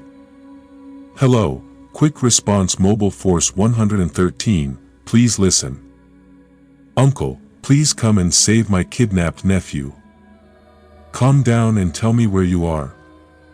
I don't know if I'm in a forest on the outskirts of Hugh City. Don't worry, we will GPS track your phone there, don't go anywhere." 30 minutes later I heard the sirens of police cars and ambulances blaring loudly. Seeing the silhouette of the blue-shirt policeman, I cried tears of joy. A man stepped forward and asked, "Are you okay?" "For the time being, I'm fine, but there's another murderer in there for me to lead the way." When he saw the shadow of the police appear, Hong also shouted, "Uncle, please help me. That guy has kept me tied up here for several days." The police officers looked at me suspiciously. I immediately went up and pulled out a USB-sized tape recorder, held it in front of Huang's face and said, "I recorded what you said last night, you can't run away." Hearing what I said, Hong shouted, "What if I kill him? You will soon be dragged along by him." That was the end of everything. Hong was taken away by the police and I was taken to the hospital. The police often came to visit me. One older uncle asked, "That day you said you recorded it, but how did you guys find out that there was nothing on the blank recorder?" I laughed and said that at that time you tricked him, you didn't record it. He smiled and patted my head and said, "Very smart." Through Hong and I's testimony, people also discovered the body of little girl Hong. I also attended her funeral. Me and O cried that day to send Hong to her resting place. I asked the police for permission to return to Hanoi early without being able to attend Huang's trial. But later I heard my mother tell me that Hong was sentenced to death, but because his family ran away, he only had a life sentence. But in the end, Hong could not escape. Hearing people say that Hong was in prison, he went crazy and even cut his hand to commit suicide. When he died, people also discovered many paintings in his room, but there was only one scene in them, the rubber forest features a tree carved with the shape of a fruit with the crimson letter H2 inside. The day I returned to Hanoi, my mother and O went to the train station to see them off. I smiled and greeted O and my mother and said, "When I have a chance, I will come and play later." Sitting on the train watching Hugh at night, I saw that this city was so sparkling and magical, and I also seemed to see the shadow of a girl smiling as if greeting me in the distance on the horizon. Holding the paintings drawn by Hong in my hand, I felt terrible. Hong is a person who seems to be a gentle and intellectual person, but just because of pride and obsession, he is willing to kill people. It is true that in real life, you cannot imagine him by looking at his face.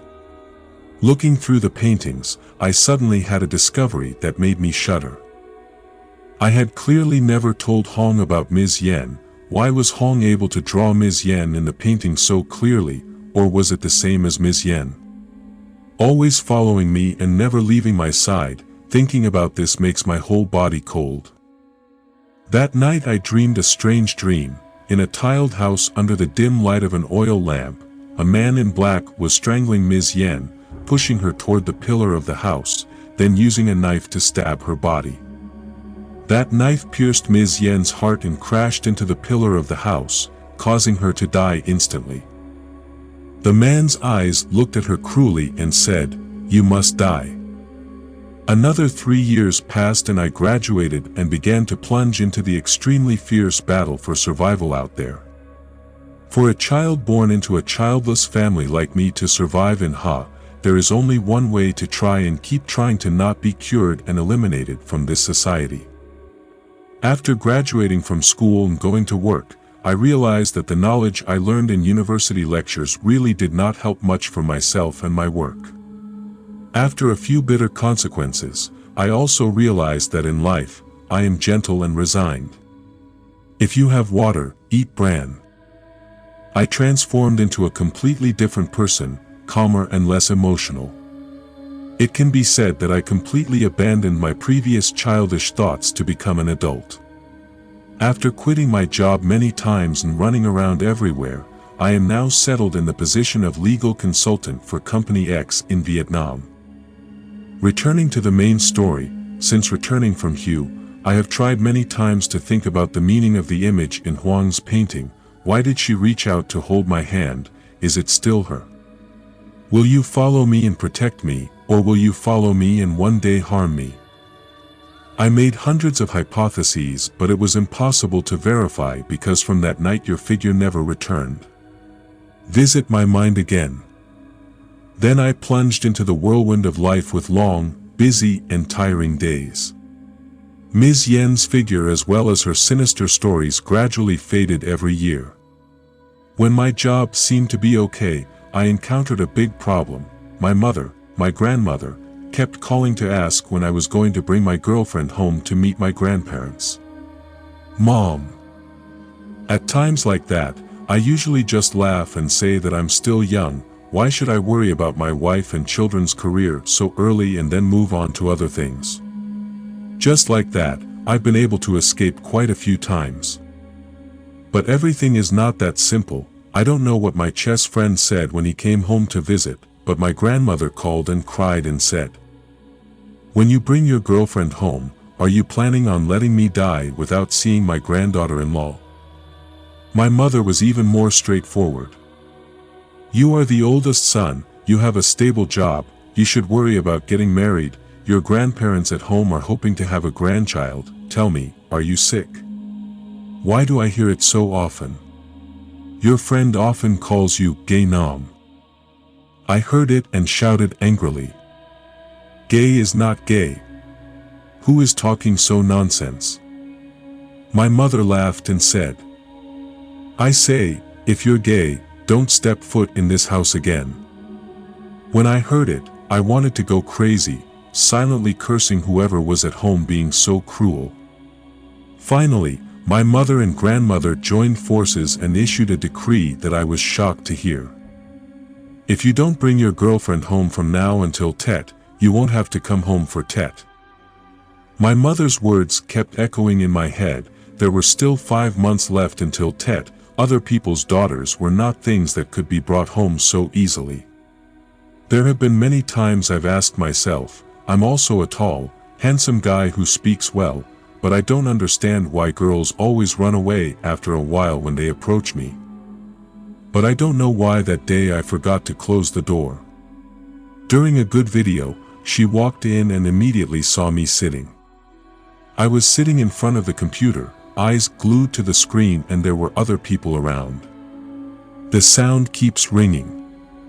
She widened her eyes in surprise, making me just have to crawl to the ground to avoid embarrassment. I quickly cleaned up the battlefield and immediately slipped out. When I walked in and saw her staring blankly in front of the computer screen, I thought to myself that I forgot to turn off the web. But actually, I remember that before leaving the house, I obviously turned it off, but while I was still lost in thought, she carried her bag and walked out the door.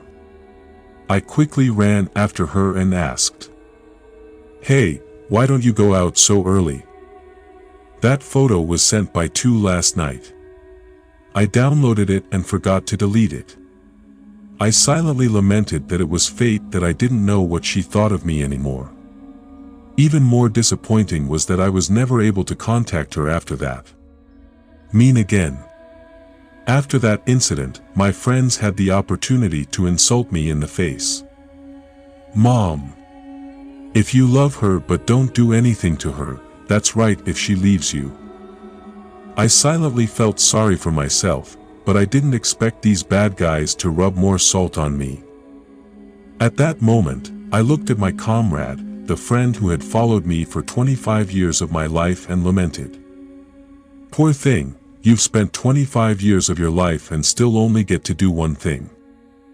At that moment, I decided that if there was a next time, I would have to do something. This time I had free time and FA again, so I often went to VOZ to play. I didn't understand how excited I was, so I made a "About Now" third. Just Told recounts a high school love story. In general, it's my first time writing a story, but the aunties at VOZ were extremely supportive, so I was also extremely excited. One day, like every other day, that evening after returning from work, I logged in to write the next chapter and saw an email in my inbox. I quickly opened it and saw a message with the content. "Hello, Aunt. I have something urgent to talk to you about the story you are writing on VOZ. I hope you will contact me soon. My Yahoo account is Black Rose." I smiled and texted back, "If it's a girl, let's talk, but if it's a boy, I'm afraid you'll break your ass." 1 minute later there was a reply message. "I'm a girl with important matters, don't joke." I thought to myself, does VOZ also have a daughter now? I don't believe it. But I'm also quite curious as to what she wants to tell me. Maybe I'll meet a sexy crazy girl. Thinking so, I texted her back and told her to be friends with me via Facebook, but who still uses Yahoo anymore? But my main purpose is to chat with Facebook so I can see the image of the person chatting with me. I secretly imagine that it will be a girl as beautiful as a doll. I don't know why I suddenly think of it as a doll. To the actors in the movie. Made me almost have a bloody nose. While I was engrossed in my imagination, I saw a notification on Facebook that there was a friend request from a black cat. I guessed that she hastily agreed and then eagerly swiped right into the pictures section. How can I say it? I can't believe she's so pretty. I looked at her and gulped down my saliva. Overall, it was quite arousing. I was about to look at a few more pictures when a text message arrived. "Black Cat, I'm Long and I'm writing a story that's only now being told on VOZ. Me, no, Unknown's nickname, I took it from the guy who wrote it." After saying that, I felt like slapping myself in the mouth. I thought it was stupid to suddenly declare my real name and already know who it was. What a foolish girl. "Black Cat, my name is Nam, so you're the right person I'm looking for." I suddenly thought I'm kidding. In the story, I clearly changed the name to Lon. Why did I say Nam and say it's the right person to find, so I should be a little more careful at this point? Black Cat started chatting again. Black Cat, I'm Trang, Lan's younger sister in the story you wrote. Can you stop writing that story and delete it? Me, are you kidding? Remember, Lon doesn't have a sister, so why should I stop writing? Black Cat, I lived in Hanoi since I was young. When Lon came here, I had a chance to interact with her a lot. You didn't know me, that's right. During this time, I saw that she often went to VOZ to read the articles you wrote. Every time she finished reading, she cried. Then, for some reason, her fiancé knew that he also came to read the articles. Now the two of them are arguing very loudly. Me, are you kidding me? I don't want to make fun of this. Black Cat, okay, it's not convenient to talk like this. If you're free tomorrow, I'll meet you and talk in person. Me, okay, see you tomorrow morning at the coffee shop near the Law University. My phone number is. Black Cat, okay, I'll call you when I come. Hello. Hello. I don't understand why after talking to this girl, Trang, I kept feeling uneasy. Even though Lon and I broke up a long time ago, first love is not easily forgotten. From time to time I still text her to ask how she is doing. Listening to this girl, I suddenly remember that time. Recently I have not been able to contact Lon either. I silently lamented that it wasn't like anything was wrong. Thinking so, I quickly closed the computer, stopped writing and went to sleep, hoping that when I met that girl tomorrow, she would know everything clearly. Even in my dreams, I would not have thought that the girl on the next page would be the first person to help me approach the story of Ms. Yen's ghost and her cruel death.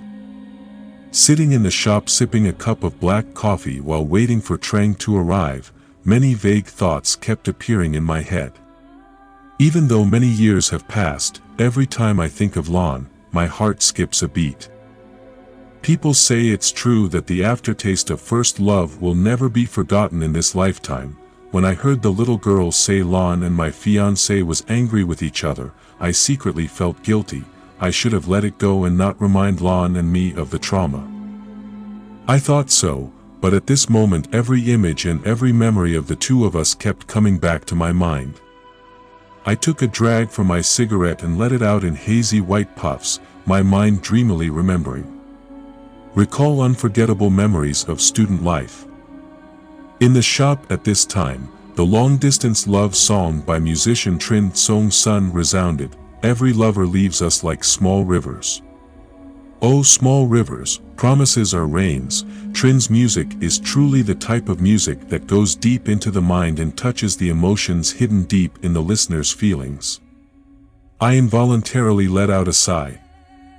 I secretly thought that it was true that I had loved so many people, but in reality, each person, one by one, gradually left me, not knowing when I would be able to find someone who loved and understood me again. The sound of my phone ringing pulled me away from my wandering thoughts. Hello. Is this your phone number? Yes, I'm Nam, what's going on? Yes, I'm the one who just texted you yesterday. I'm in front of the cafe. Where are you sitting? Yes, go to the second floor, I'm sitting in the hallway. When Trang walked in, I was really surprised. I didn't expect her to be so beautiful.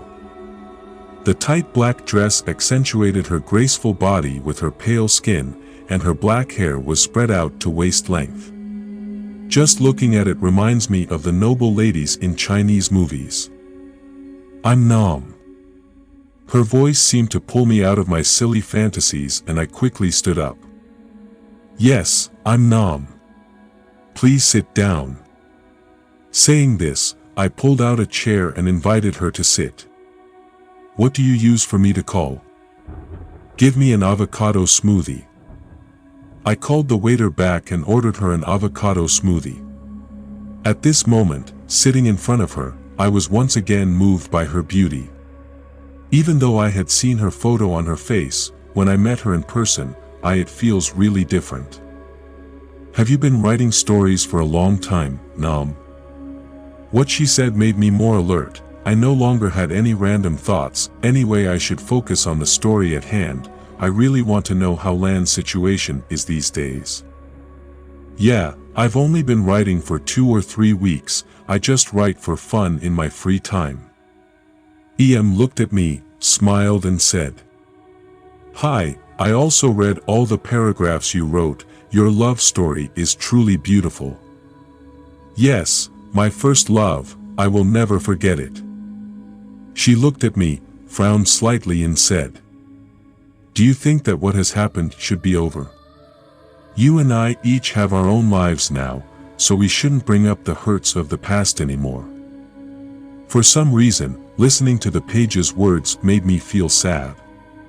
After pondering for a moment, I took a drag of my cigarette and said, "I know, but the past is always present in my mind.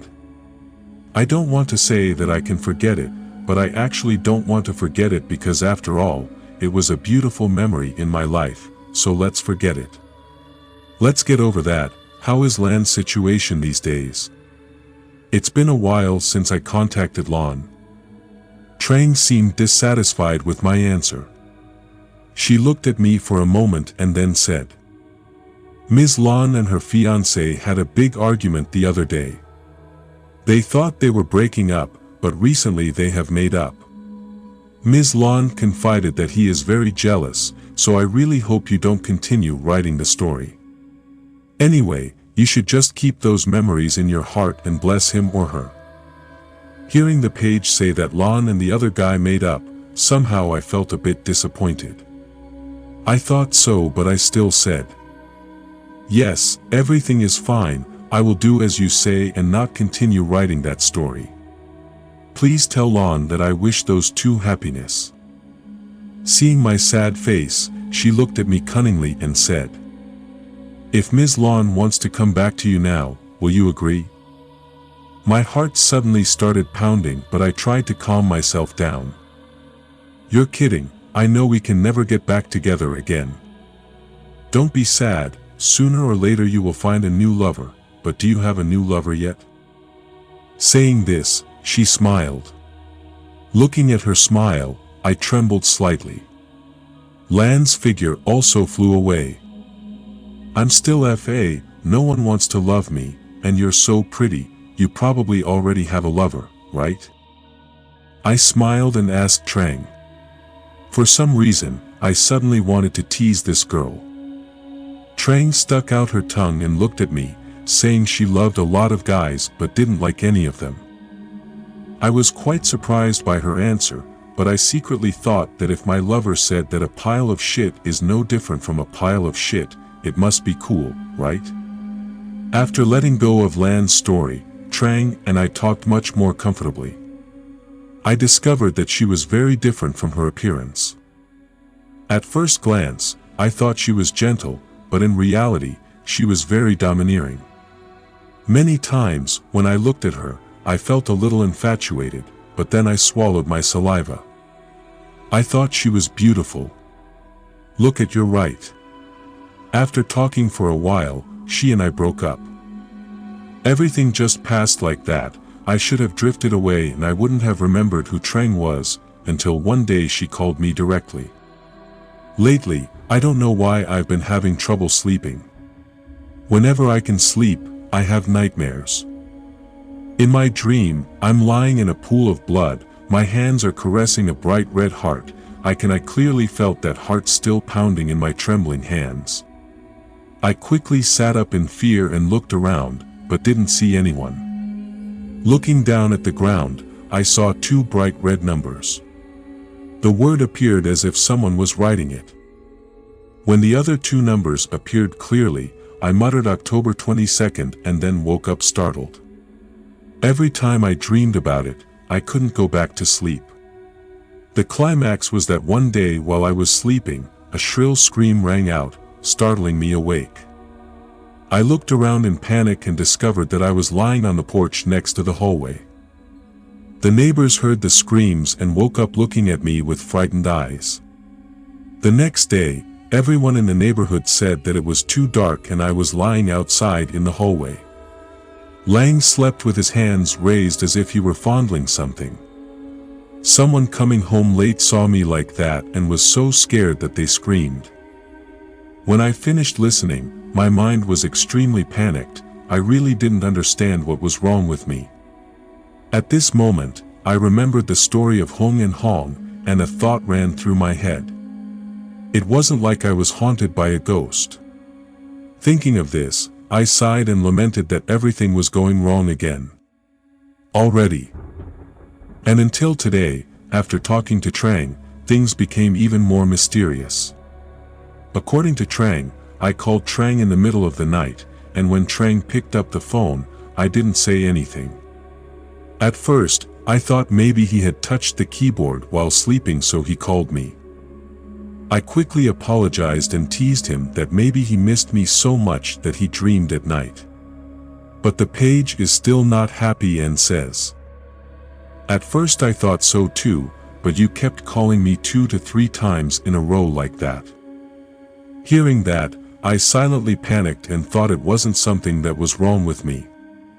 I'm not a pervert who calls people out in the middle of the night. Trying to calm down and apologized to Trang profusely, promising to meet Trang in person someday and apologize to Trang later. Listening to my panic, I just smiled and said, "Okay, fine, I'll punish you later, but I don't love Trang, right?" At that time, I was really confused and didn't know what to say.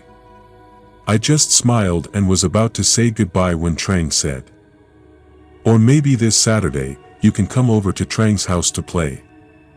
That day, Lon will also come over to visit." I heard that and agreed with both hands because it had been a long time since I had seen Lon. Later, I secretly regretted going to Trang's house that day, because after meeting Elle at Trang's house, I had to go to the police station, and at the same time, that meeting also brought countless dangers and misfortune for me later. Today is the weekend with clear blue sky. A slight breeze makes the leaves spin in the air to return to the Mother Earth. After a hot summer, the autumn weather always makes people feel relaxed and comfortable. I'm fine, but for me this time is really not pleasant. My mood is really depressed right now. Every night before going to bed I have to turn off my phone, hide it carefully, lock the door and send the key to the neighbor to avoid sleepwalking, but those terrible nightmares still persist. Every night haunts my mind, my body becomes thinner, my eyes become dark circles due to lack of sleep. I spend a lot of time thinking, but I still can't understand, what does the bloody heart, or the words October 22nd, mean? What do you think about me? Putting those haunting thoughts out of my head, I showered and prepared to go to Trang's house to play.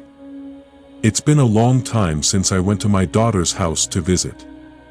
Especially every time I imagine the first day I met Trang, I feel excited. All worries are now gone. Standing in front of the mirror, looking back at myself one last time, I silently lamented that I was dressed handsomely, so why didn't I have a lover? Who knows, when I meet Trang this time. Sometimes you have to encourage yourself a little to be able to continue living, guys. Standing in front of Trang's house, I timidly did not dare to ring the bell.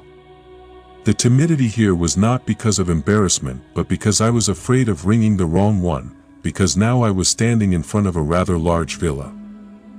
I really don't think this is Trang's house because I don't remember Lon ever saying that the family has relatives this rich. At most, I think Trang's house is at most a 3- or 4-story house or something. After thinking about it, I decided it would be better to call the site.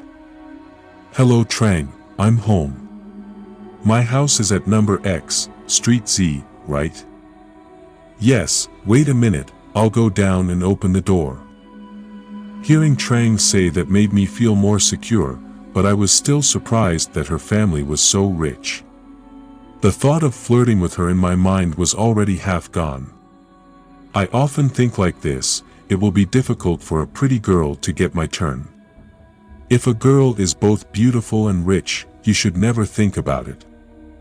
That is still my life principle from the past until now. I don't need a wife who is too beautiful or too rich for anything. While I was still thinking, there was the sound of the gate opening and the girl appeared. To be honest, at that moment I almost froze and my nose bled. I couldn't believe my eyes anymore. The first time we met, she was wearing a black dress, extremely delicate and discreet, but this time in front of me was a completely opposite Trang. She was wearing short shorts that revealed her long, white legs, and that was even better. Wearing a tight tank top makes her curves even more attractive. Her hair is no longer loose around her shoulders but tied up to look extremely stylish. Really shocked, don't know what to say. Seeing me look at Trang, she blushed a bit and asked, "How long have you been here?" Her words seemed to pull me out of my thoughts. After all, talking to the beauty in front of me was more important. "Yes. I just arrived." "Yes, please come in." Following Trang's footsteps, I entered this palace-like house. Even though I was mentally prepared, I was still shocked that this villa was too big, too spacious, and also displayed many extremely beautiful potted plants. I walked in and saw a man holding scissors trimming those things. I didn't know who it was, but I said hello. "Hello, sir." Trang smiled and said, "This is my dad, and this is my friend Nam who came to our house to play." Hearing that man stopped and stared at me like the usual habit of fathers when their daughter brings a son home. It's been 2 years since he was born. He's been struggling, not to mention a lot, but it's scary. The experience is so familiar, I'm so used to this type of assessment. I also looked straight into that man's eyes, using the strength I had trained for 2 years to demonstrate. Looking closely, you can see that Trang's father has slightly dark skin, especially with extremely sharp eyes. Although meeting many people and interacting with many partners has trained me to be strong-willed and not be intimidated by the eyes of others, I have never really felt like I do now, and I don't understand why I just keep going. Just touching that look for a moment, but some instinctive fear also made me quickly avert my eyes. Seeing that, the man smiled and said, "Come on in, kid, I'm a little busy." I also calmed down, smiled and greeted him again, then followed Trang into the house. At this time, Trang and I were sitting opposite each other at the sofa set in the house. It was really difficult for a boy when in front of him was a beautiful and sexy girl.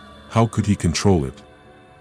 Control your eyes from focusing on that sensitive part and avoid random thoughts from appearing in your head. I'm not a saint and I'm also a man, so I almost default to looking at a beautiful girl. Seeing me like that, she seemed a bit shy, so she asked me if I wanted to drink water. She went to get it.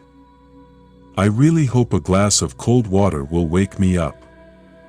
After drinking a glass of water, I found myself calmer and no longer acting rashly, but focused on talking to Trang. I'm so embarrassed that I should have been punished with Trang, but Trang invited me to come to my house to play. With this, I just want to be punished for life.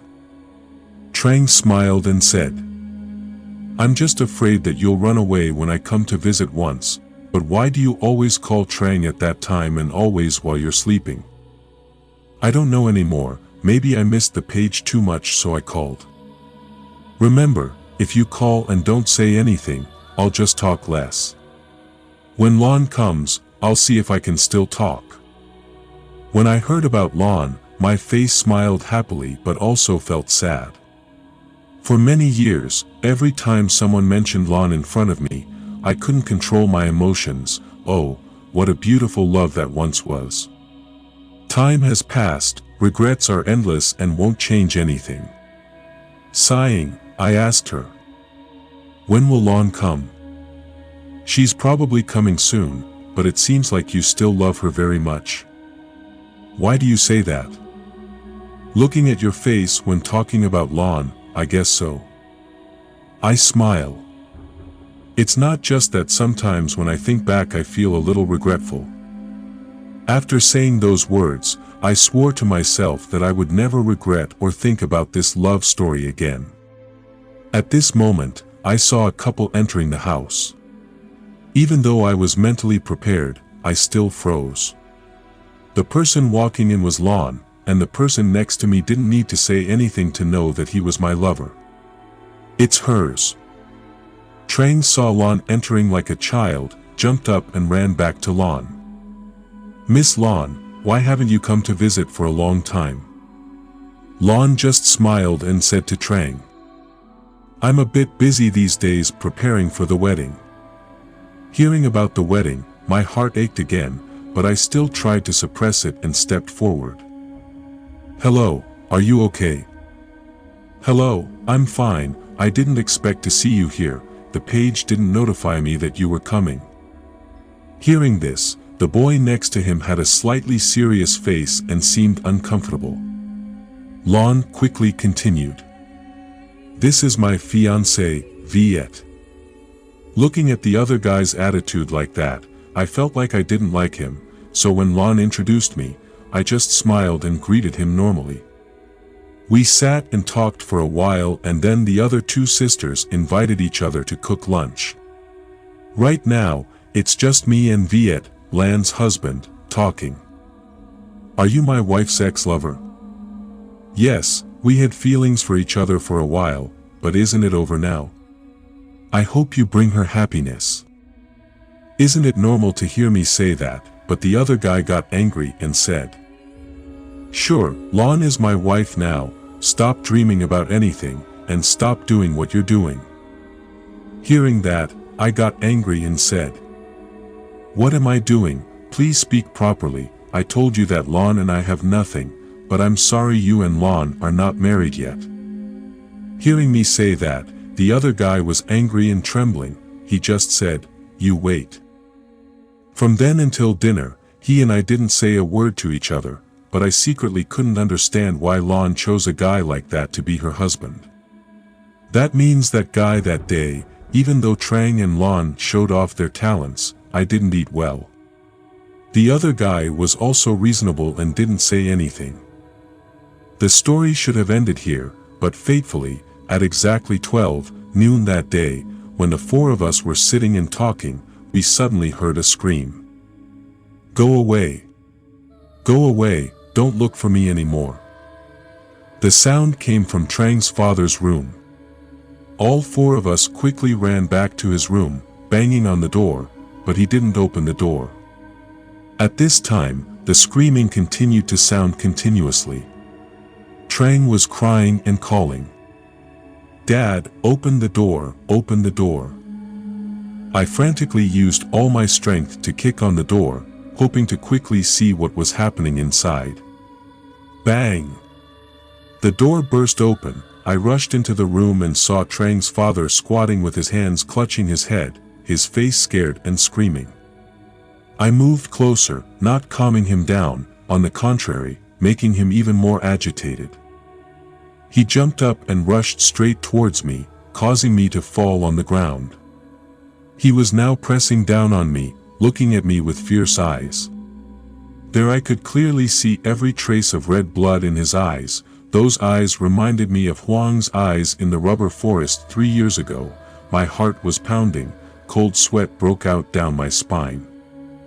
What's even more horrifying is that he doesn't know where he got the dagger, raised it high and kept saying, "I have to kill you, I have to kill you." I heard it and had chills. I was so scared that I quickly used all my strength to push him away and quickly stood up to run out. Everything took a long time to say, but it happened very quickly in just a few seconds. When I was turning around, his body jumped up, holding a knife and rushed towards me. The speed was so fast that I couldn't react in time. Just as I was determining in my mind that I would be hit by that stab, a body rushed up to block me.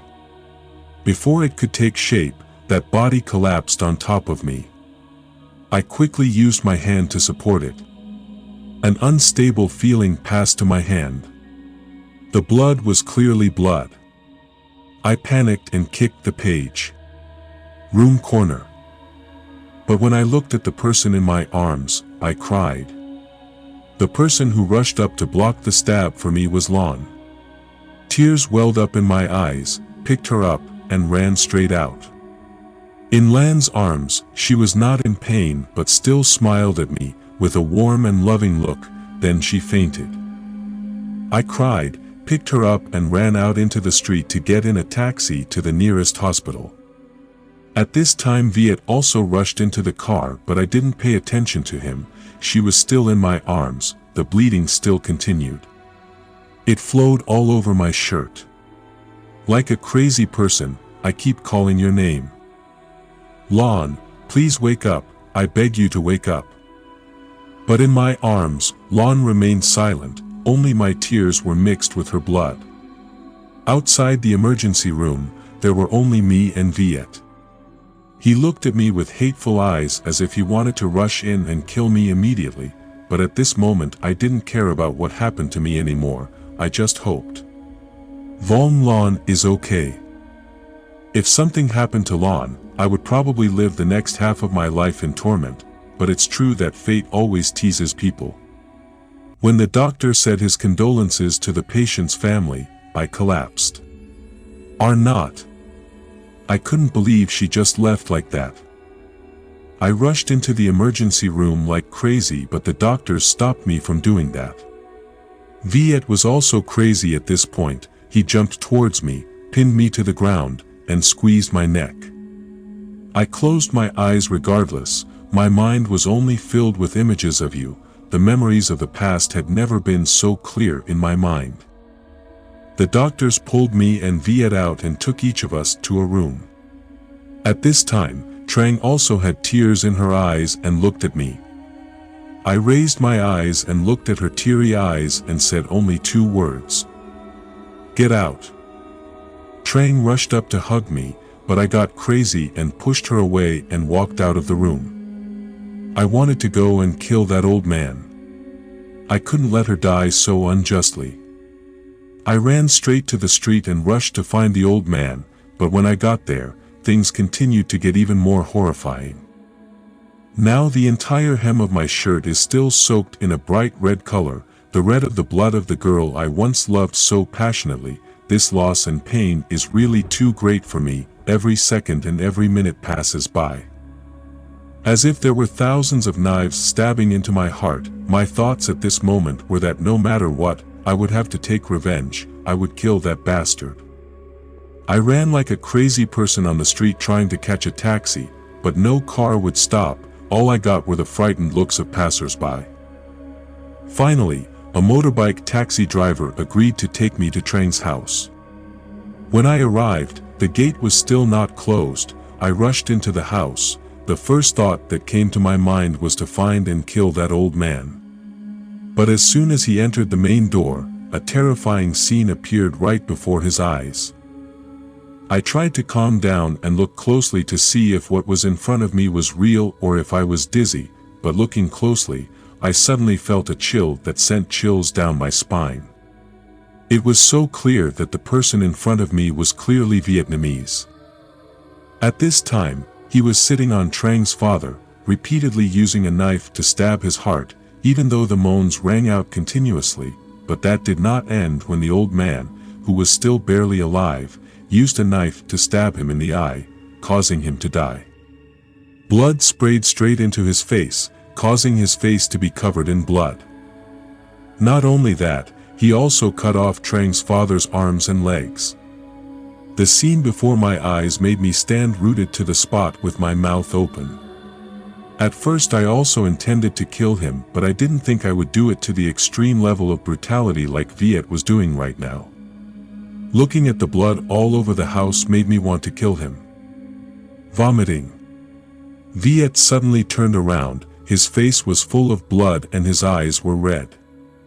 When he saw me, his eyes lit up again, showing that he was very excited, and he shouted, "I have to kill you, it's all because of you that Lon died." Before he finished speaking, he jumped up and rushed towards me.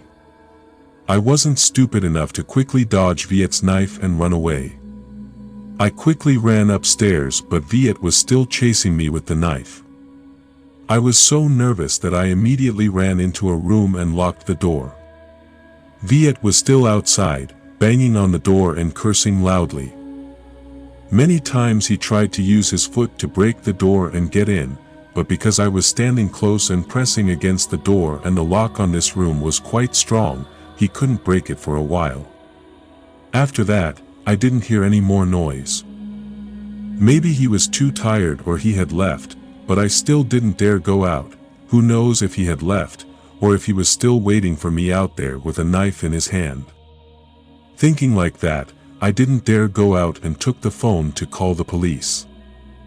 Late that night, Trang and I still sat in the police station to report on all the events that happened that day, and I also learned that when the police arrived, Viet had already fled. During this time, I was really so tired that I asked the company for about half a month off to rest, but in reality, I followed the hospital car to bring her back to my hometown. It's been a long time since I last saw her. Returning to my hometown, every time I set foot on this land I feel my heart filled with emotion. This place is associated with my childhood, associated with memories of the love story of flowers and grass, which is also my first love. But now next to only your grave, I kneel down and cry, why? Why did you block that knife for me? If only I was the one who was stabbed, I wouldn't be living in such torment and pain right now. Standing in front of Lan's mother, I didn't know what to do, but she knelt down and apologized. It was all my fault. The pain of losing a child was clearly visible on his face, but he still kindly looked at me and told me that everything had happened, the dead had died, the living still had to live. At this point, he also burst into tears, me and him together. Crying to send you back to the motherland. Stepping through the empty schoolyard, the place that marked my dreamlike first love with you, each yellow leaf gently rotated in the air and fell back to the ground. My heart sobbed, goodbye, goodbye, first love. As beautiful as my dream, I hope you are like those yellow leaves when spring comes and revives on the tree trunk. See you in the next life when both you and I are reborn. We will not just be lovers but husband and wife. After Lan's funeral, I had to go to Hanoi to continue working. Lan's mother was right, the living still live. Before leaving, my grandfather called me and said, "This time when you come out, you will be better or worse, but this is your fate and you can't avoid it. I give you this thing, there will be a time when you need it." I received that object from his hand. Looking closely, it was a rather old necklace in the shape of Tai Chi. How should I say it? It was the one doubt in the two doubts of Tai Chi. Even though I wondered if this would help me, he said so I happily accepted it and hung it around my neck.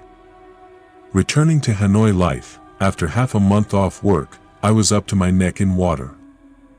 I work like crazy to make up for the unfinished work that I haven't completed, but that also helps me somewhat forget the pain of loss. But sometimes I suddenly cry when I think about it. About you. The cycle of life still goes on, and I am also caught up in it. Many times I have been called by the police to ask for more information about the case, but everything is still at a complete deadlock. Viet is still hiding. Since then, no one has heard any news about him. It's clear that Viet, like me, loves Lan very much.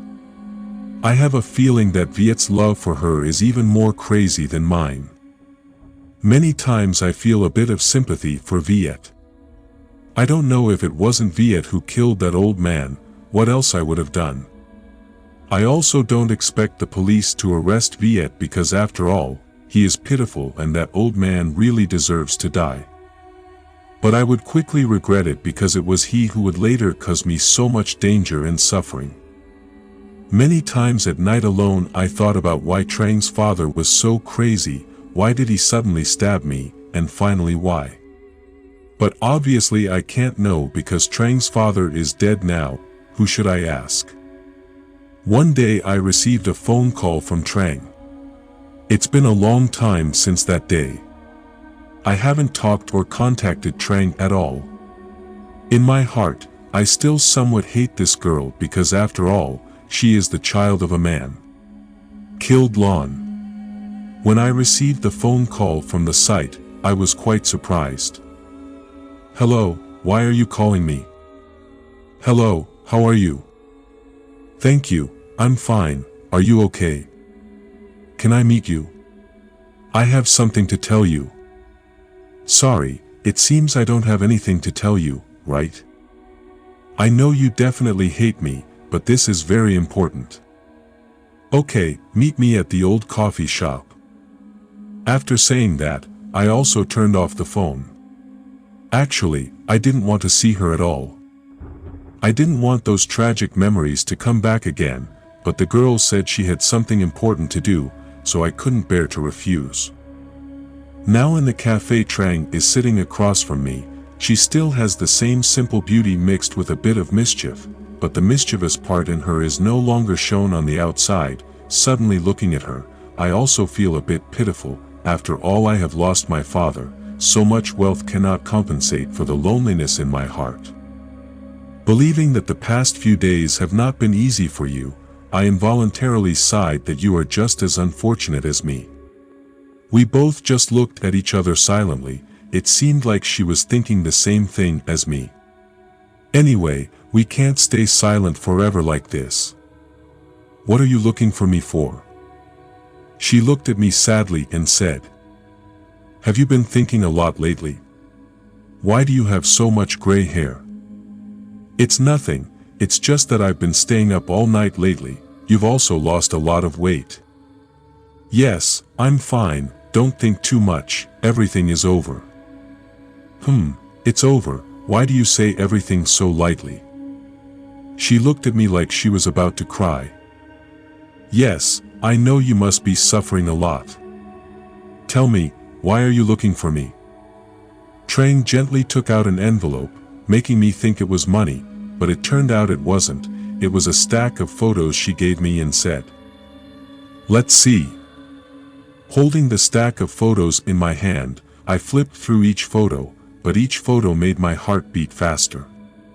In that entire stack of photos, there were simply only pictures of me. There were also photos taken of me when I was a student. I was startled and asked the page, where did you get the pictures? I found it in my father's safe at the company. Hearing her speak, I was startled and scared. It was clear that Trang's father had been following me, and had been watching for a long time. My mind was full of doubts as to why I was worth watching. I was still thinking when Trang continued. When I was cleaning up my dad's belongings at the company and found these photos, I was also surprised. I didn't know what purpose my dad had for someone to follow me, but one thing I'm sure is that he'd been following you for a long time. I tried to look carefully at the things he left behind and discovered this. It can be said that his spying on you was very meticulously planned. Trang said as he handed me a notebook. I received the notebook from Trang's hand and opened each page one by one. Even though I was mentally prepared, I was still surprised. In that notebook, it recorded in quite detail the times he received money transfers and received photos. The more I read, the more surprised and suspicious I became, and finally my eyes froze at the last line of the notebook. October 22nd, meet old friends to discuss plans. This number October 22nd is so familiar to me, it haunted me every night before that incident happened. A thought quickly ran through my head, maybe everything wasn't a coincidence, maybe it was a secret that I didn't know about. Once again looking at the number October 22nd in my heart, doubts arose surrounding Trang's father's story. I really wanted to know what the secret was and why her father was following me. To told Trang the current thoughts in her head, with the hope that Trang would help me find out what happened, but I still kept the story of Miss Yen's ghost and the number 22 a secret from her. October appeared in my dream. Listening to what I said, Trang silently thought, for you, everything was probably not easy to accept. Looking at her, I continued to say, before, I thought it was all a coincidence, so I didn't think much of it, but now I see that everything is so unusual, I can't let Lan's death become meaningless. So please help me, I really want to know what happened. Hearing about Lan, Trang was a bit shaken. She raised her eyes to look at me, her eyes were clearly filled with tears. I know Lan's death must have caused her a lot of pain and suffering, after all, you too. We were also very close to each other. Now that Lan died because of her father, I must feel guilty. Trang suddenly cried out loud. Surely at this moment all the torment inside her had burst out. The sound of Trang crying made her heart freeze and suddenly wanted to cry because looking at her right now reminded me of Lan. But then I tried to hold back, now I just silently look at Trang's tears. When a girl cries, the best way is to stay by her side and be quiet and listen to her cry without saying a word. Nothing, because all the words and consolations at that time were just like rubbing salt into the heart. When Trang stopped crying, her eyes were red. She looked at me and said, "But how can I help you now? For now, can you let me keep these photos and notebooks?" "Yes, just take it, it will probably be of no use to you." "Yes. Thank you, I see that in the notebook for the entire time, only the appointment on October 22nd was written by my father with a red pen. It must have been a very important meeting. If anyone contacts me, please let me know. Please, if anyone asks if my father left any documents behind, just say no." Trang looked at me a bit surprised, but hesitated a bit and then agreed. We talked a little more and then broke up, promising to meet again when she had more information. Holding the notebook and pile of photos in my hand, seeing her off, I thought once again, October 22nd is 1 month away, what the heck is that day? During this time my life is still passing by. Today is October 15th, so there is only 1 week left until the day after tomorrow, but I still can't find any clue. I have turned over many times. Flipped through the pages of that notebook but still didn't discover anything special. That night I was sleeping soundly when I was awakened by a phone call. It was 12 o'clock at night and I didn't know who was still calling or what was going on. In my sleep, I realized that was the phone number of the site. "Hello, what's the matter?" "Honey, can you come to my house?" Hearing Trang's voice as if she was about to cry made me wake up and quickly asked, "What's wrong, honey?" "Hoo, please come to my house, it seems like someone is following me, I'm so scared, hoo." "Calm down and tell me what's going on." I was watching a movie in another room when I saw a dark shadow in the hallway. "Let's look again and see if I'm dizzy and see wrongly." "No, honey, I'm sure someone is watching me, can you come over here?" "I'm scared." "Okay, then close the door tightly and I'll come over, but your house is still in the same place, right?" "No, I'm at house number X, Street B now." "Yes." "Okay, wait a moment and I'll come." It's been more than 12 o'clock and I actually don't want to go anywhere, but hearing your voice so scared, I also feel a little uneasy. I quickly put on my shirt and quickly run out into the street. It's windy in late autumn and early winter. At night it was getting colder, the changing weather made me feel a bit uncomfortable and sneezed several times in a row. I finally arrived at Trang's house. This house is not as big and beautiful compared to the previous house, but now I live alone here and it is quite comfortable. As soon as the door opened, she ran to hug me and sobbed. I could feel her body shaking violently. She must have been very scared. Thinking so, I comforted her. "Calm down, I'm here."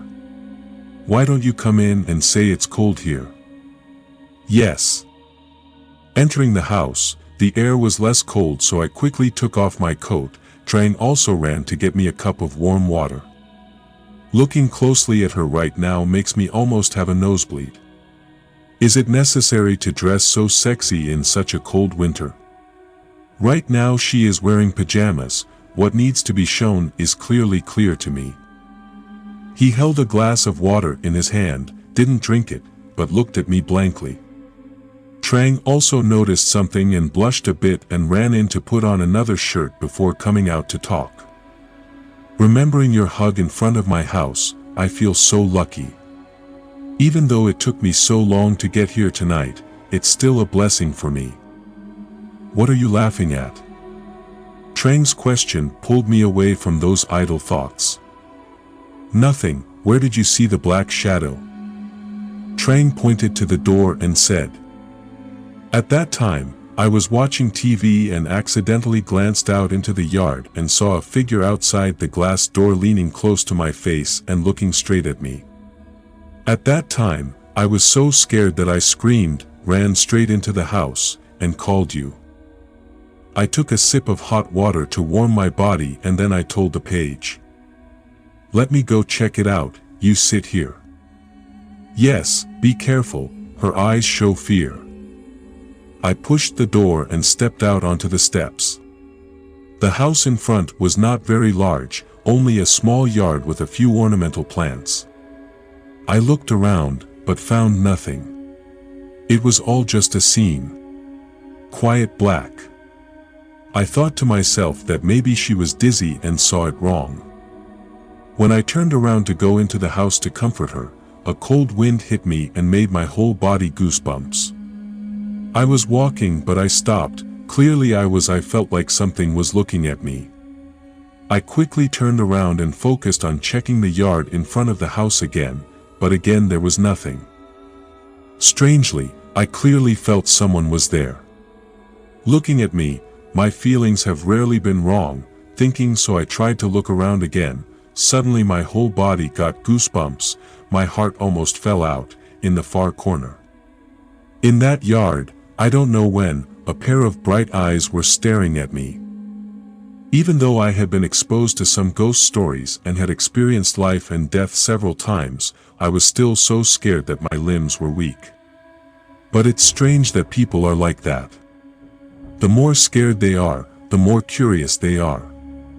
I calmly and slowly walked towards that gaze. When I was 5 meters away from that look, I suddenly said, "Meow. Cat."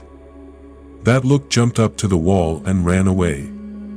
I breathed a sigh of relief. It turned out to be just a cat. I turned around and walked into the house. Just as I turned to walk away, a black shadow from the row of ornamental plants jumped onto the fence and jumped out. I suddenly sweated profusely, goosebumps covered my body, my heart was pounding. It was clear that it was a shadow that I could not mistake. On the wall, before jumping out, that shadow still showed its white teeth. Looked at me and smiled.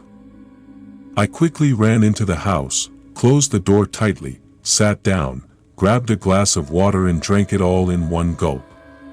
It was obvious that my hands were shaking. Seeing me like that, Trang asked, "What's wrong with you?" I was still a bit shaken. At first I thought maybe she was just dizzy, but I didn't expect everything to be real, so I still couldn't stabilize my mood.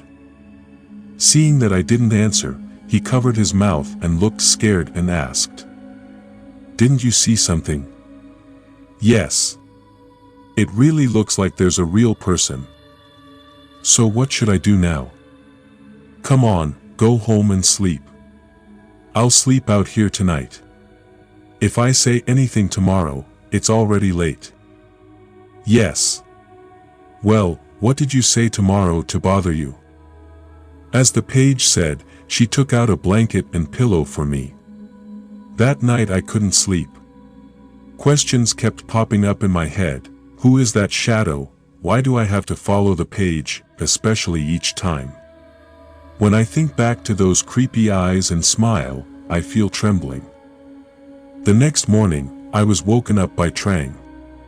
After the two of us went to breakfast together, I took the initiative to invite Trang to a roadside cafe. Anyway, I had to talk to her about last night. After listening to what I said, anxiety and fear were clearly visible on Trang's face. I think you should go to a friend's house for a while or go back to your hometown for a while. Yes, maybe I'll go to a friend's house to stay temporarily for a while and then move on. I don't know what's going on, I'm so scared. Just calm down, everything will be okay. Yes, let me call my friend, please wait for me.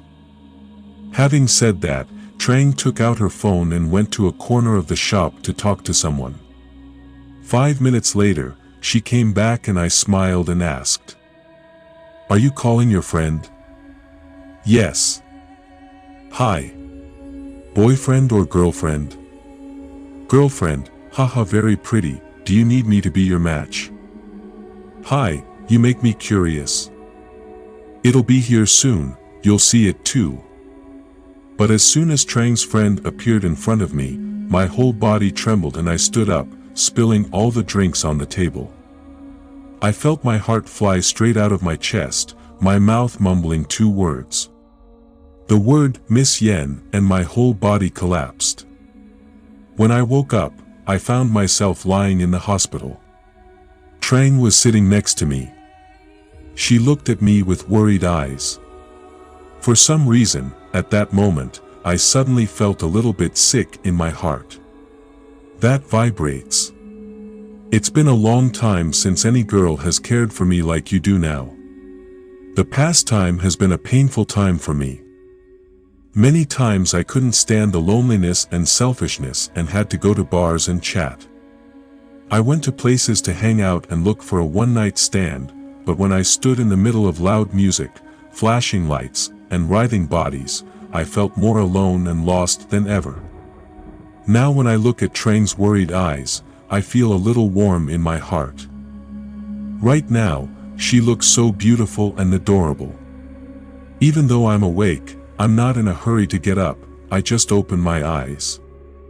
Looking at her for a while longer, perhaps it's a symptom of a guy who hasn't had contact with a girl for a long time. It wasn't until Trang put her hand on my forehead that I opened my eyes.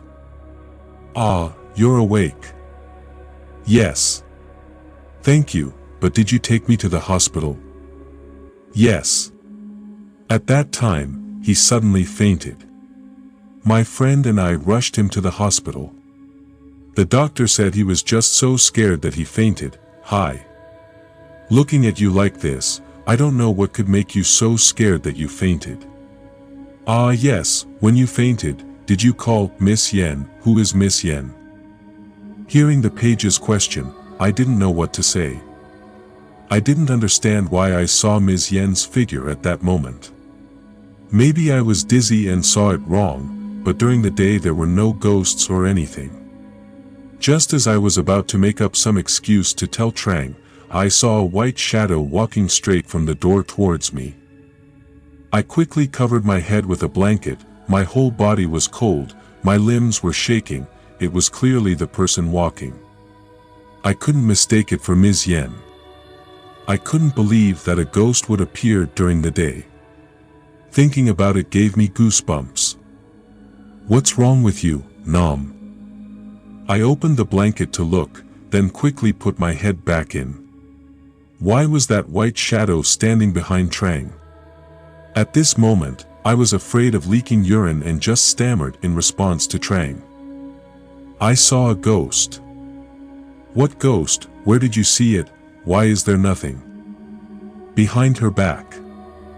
"There's no one else but my friends, why are you so scared?" I once again opened the blanket, this time I saw clearly and behind Trang there was indeed a girl, but strangely this girl had a face almost identical to the girl in my dream. Duan, the biggest difference is probably the eyes. In the dream, Miss Yen's eyes looking at me always carry sadness and resentment, while this girl's eyes are somewhat sharp and mischievous. "Sorry, maybe I'm dizzy. Hi. Are you afraid of ghosts too? I haven't met you yet, so I'm not scared yet. Just meet me and you'll know. Maybe you'll end up crying. The two little girls saw me say that and burst out laughing. This is my friend Twee. I'll be staying at her house for the next few days. Why do you think she's pretty? Do you need me to be your match? Hi. Hi Twee, I really want to, but I'm afraid Twee won't accept it, he. I said that, but I was secretly thinking in my heart that I'm sorry, but Twee has feelings for Trang. Twee listened to me and just laughed. We chatted for a while longer and then left. Before saying goodbye, I told Trang. I should be a little more careful in the next few days. After all, after last night I kept feeling uneasy about the shadow at the house. After meeting those two girls, I discovered that I was increasingly suffering from insomnia. Those dreams continued to haunt me, and worse, recently I started to notice my hair falling out a lot, so I went to see a doctor. The doctor just said it could be due to the shampoo, but my health is still normal. I quit washing my hair with shampoo and only wash it with water, but for some reason my hair still keeps falling out all over the house. But even more strangely, as October 22nd approached, the frequency of my dreaming about that dream also increased. One day, while taking a nap, I also dreamed about that dream. Today is October 22nd and I don't know what day that fateful October 22nd is. After taking a nap, I went to the bathroom to wash my face to wake myself up so I could continue working in the afternoon when my head suddenly hurt like hell. The pain was so bad that I had to use my hand to put my hand on my head and pull each clump of hair to ease the pain, but when the headache passed, I looked at my hand in panic. Another clump of hair had gone. At this time, I was really worried. I couldn't believe that my hair loss was getting worse and worse. At this rate, I would soon go bald. The phone rang, interrupting my thoughts.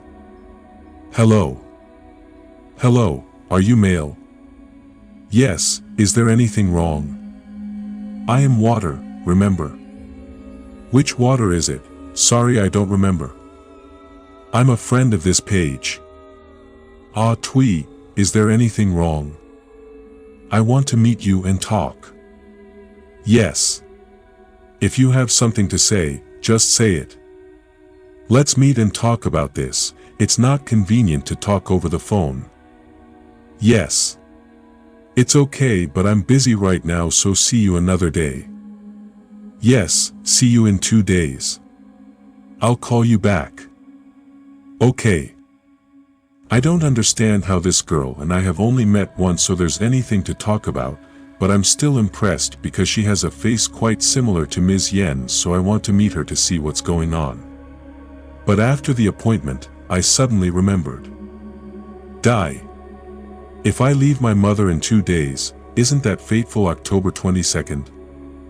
I was planning to just stay home and not go out that day. Who knows what might happen? I was a little worried, but I had an appointment with her, so I had to go. I called Trang and didn't ask how she was doing these past few days. After talking with Trang, I found out that Trang had been at Twee's house for the past few days. It seemed like Trang didn't know that Twee had asked to meet me. Every time I think about this little girl, I feel strange. In life, it is normal for many people to have similar features, but I did not expect this girl to have the same facial features as Ms. Yen. On October 22nd, Twee and I arranged to meet at a cafe near the gate of Nan Van School. Before leaving, I was quite worried because today was almost over and I didn't see anything special, me and Twee. It was already evening when we met. When Twee arrived, we told a few jokes and then she got to the point. I met you today with a little problem. I hope you can help me. Yes. If you have something to say, just say it. Last time, when you fainted at that restaurant, I saw you calling Miss Yen's name. Can you tell me who that Miss Yen was? Why do you care so much about Miss Yen? Do you even know who Miss Yen is? Yes, I've heard it too, but please tell me first, is the lady you're talking about the same as the lady I know? I told Twee the story of how when we were little, we broke Miss Yen's incense bowl, and from that day on I often dreamed of her in my dreams. After listening to the story, I saw that Twee's light was quite pensive, as if she was thinking about something. I was also quite curious why Twee seemed to know Miss Yen, so I asked her, "And how do you know Miss Yen?" Twee was still thinking. She said, "To be honest with you, maybe the aunt in my dream is your biological aunt." Listening to Twee, I was shocked that this could happen. Could this girl sitting in front of me really be her niece? No wonder she has a face similar to hers. When I calmed down, Twee continued, "Many times I saw my father mention you, but he didn't tell me how you died. Only today did I find out that she died like that." At this moment, I saw tears rolling down her cheeks. Waiting for her to calm down, I continued, "It turns out you are my nephew." Our next story revolves around the death of Ms. Yen. I remember what she said. It's true that Mr. Hung's family also has a son whose name is Fong, whose water element is Mr. Fong's son. Wandering on the street looking at the night lights, I suddenly felt that this world was very small. By chance, I was also able to meet her nephew. Maybe October 22nd is the day she told me she would meet her grandchild. Thinking about it, I suddenly smiled. While walking and looking across the street, I suddenly saw a little girl standing and smiling at me and also stopped. I saw that girl slowly crossing the street towards me. It was only 9 o'clock, so the traffic was passing by. It was still crowded, but that girl still crossed the traffic lane and walked towards me. When she was halfway there, a white shadow appeared next to her and held her tightly. I opened my eyes in surprise because the white shadow holding the girl was actually Miss Yen. At that moment, a motorbike lost control and crashed straight into me. Before I fell, I could clearly see that there was no one on the road, only cars were still passing by. When the car hit me, I was lying on the road. I didn't feel much pain, I just saw the muscles jerking and moving a bit painfully. I thought she was just having soft tissue pain, but when I got to the hospital for a scan, I realized my leg was broken. Honestly, I'm very afraid of going to the hospital. Every time I go to the hospital, it's all due to the phobias of my childhood. Back then I was tiny, probably about 7 to 8 years old or something. Those days in my hometown there were still a lot of rats, but few. Because their families can afford to raise cats, people in the countryside often use rat poison as bait. That day, it was raining and stormy. I was sitting around preparing rice to cook when a gust of wind accidentally dropped a yellow package, which looked like the soup powder package of the old 500 VND instant noodles package. At that time, I didn't know. I thought it was real soup powder when I took it out and saw a few grains of rice that were red. Children are curious and see that they are red and find it interesting. They put them in their mouths to taste a few grains. Just when my father came home and saw me eating, he slapped me. He punched me in the mouth so hard that it hurt so much that I spit out the seeds I was chewing, then called a neighbor to take me to the hospital. When I entered the hospital, the doctors forced me into the hallway, and then somehow I vomited everything I had eaten that day. Every time I vomited, my stomach ached like I was dying. Fortunately, that time I was admitted early. If it weren't for this time, it would have been a long time ago. But every time I remember that scene of vomiting, I shudder all over, so now every time I step foot into the hospital I feel scared. Let's get back to the main story. When I broke my leg, both my parents took the bus to Hanoi. Seeing me in a cast, my mother just cried. Looking at my mother, I felt sorry for her and thought she was too big. I still let the elderly worry, so I felt sad, so I also had tears in my eyes. I was in the hospital for a few days when my grandfather called and asked my father to take me home. At first, my father didn't want to let me go home because my leg was broken, so I shouldn't move, not to mention my house is 2 miles from Hanoi. 300 kilometers in a row. But when my grandfather called the second time, not knowing what to say to my father, his face turned pale, and he immediately rented a car to take me home. My mother felt sorry for her child and was afraid something would happen on the way, so she decided not to let me take her home. I went home, but my father scolded me, "What does a woman know? Take her home."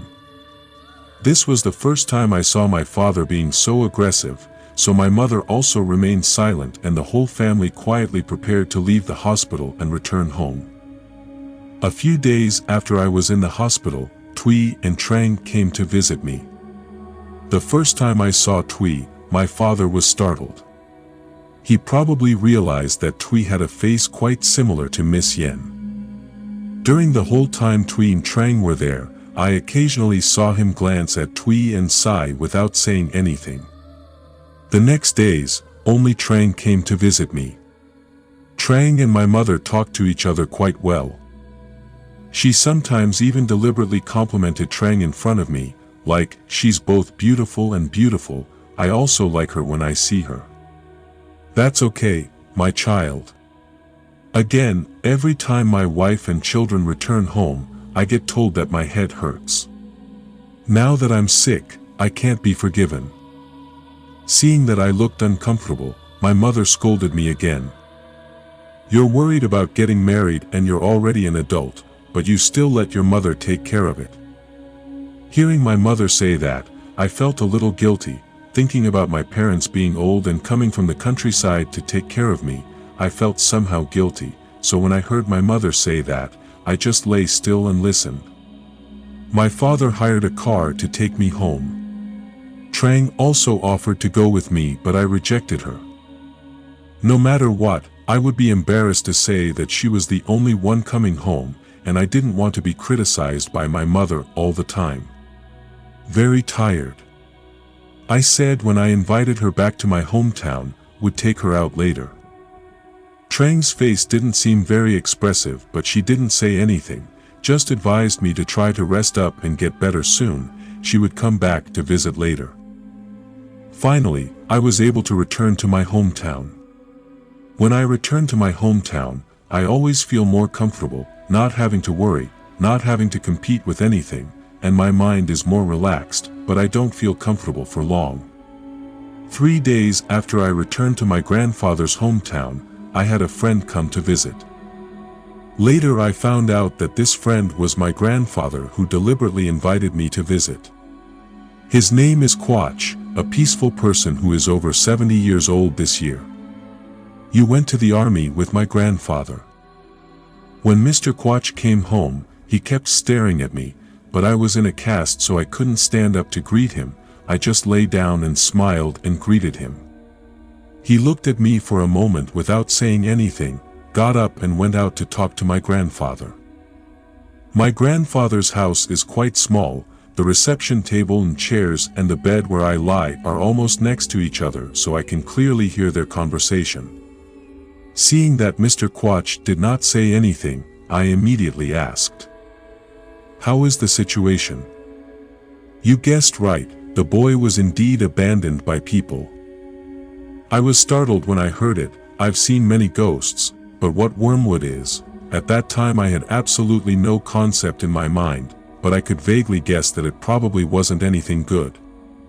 I saw my grandfather again and said, "At first I just guessed. I cast the hexagram to guess, saw that he was being followed by evil people.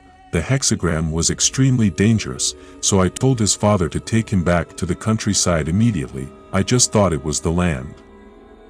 My house has good feng shui, and the addition of ancestral fire incense will probably dissipate that negative energy."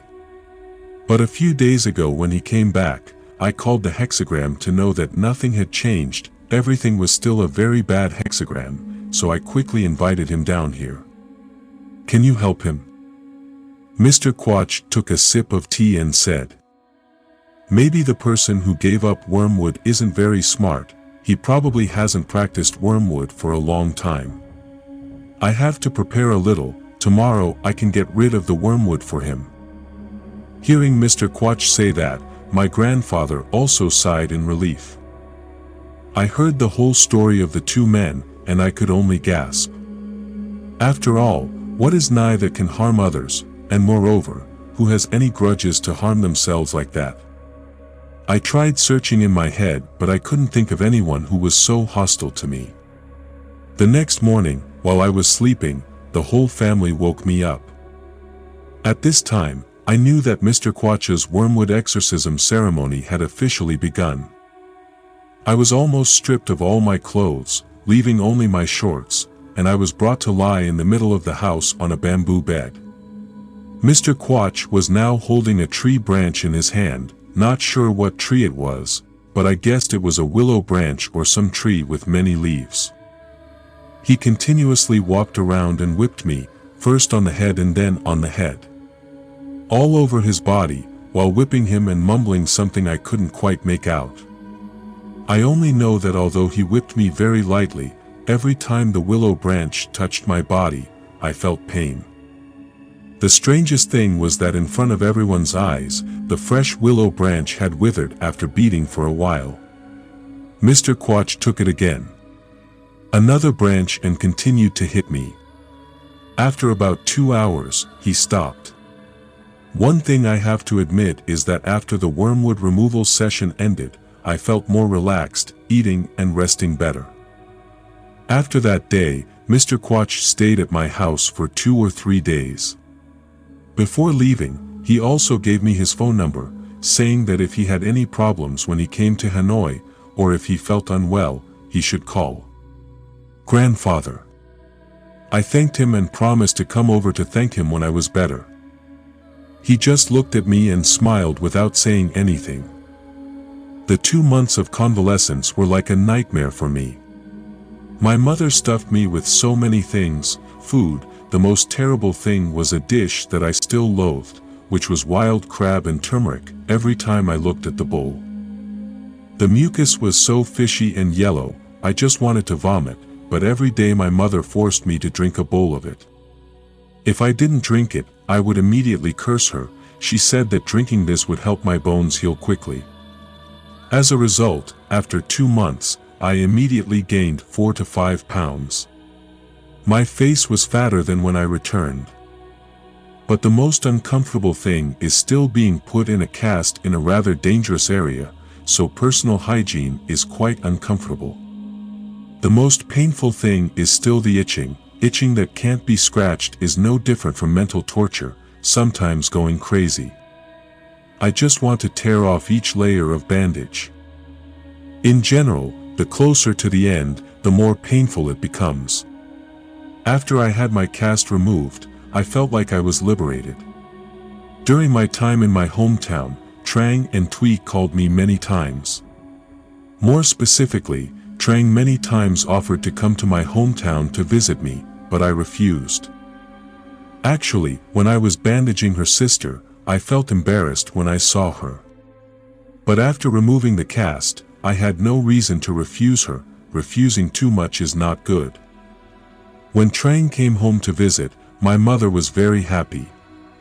My grandmother happily talked to her a lot. Every time she did that, I felt shy. You guys keep acting like I'm your daughter-in-law or granddaughter-in-law. I'm not mentally prepared yet. It's really miserable. With the right page, I do indeed have a feeling of liking, but in reality, she and I have not talked at all. Right now, we are just friends. Whether we will go further or not, I have not yet determined. Moreover, sometimes when I think of Lon, I remember Trang's father. At times like that, it's really not fun. Although Trang is a city girl, she is also quite obedient and well-behaved. One day, when she saw my mother going to the fields, she also suggested that she want to follow. I just smiled and said, "If you go, you'll only get in my mother's way. If you stay home today, I'll take you out." Trang looked at me and glared at me and said, "Whatever you like." When my mother saw me laughing, she turned serious and then scolded me, making me sweat. To be honest with the mothers in my hometown, I'm really scared. I'm just afraid that my mother will make my younger sister afraid that she won't dare to return home next time. I remember one time going to the market with my mother. Everyone at the market knew the gossiping habit.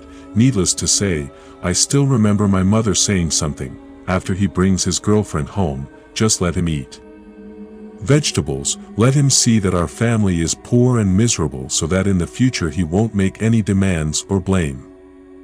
Every time I remember that sentence, I feel discouraged, so even though I had a lover in college, I never dared to take her home.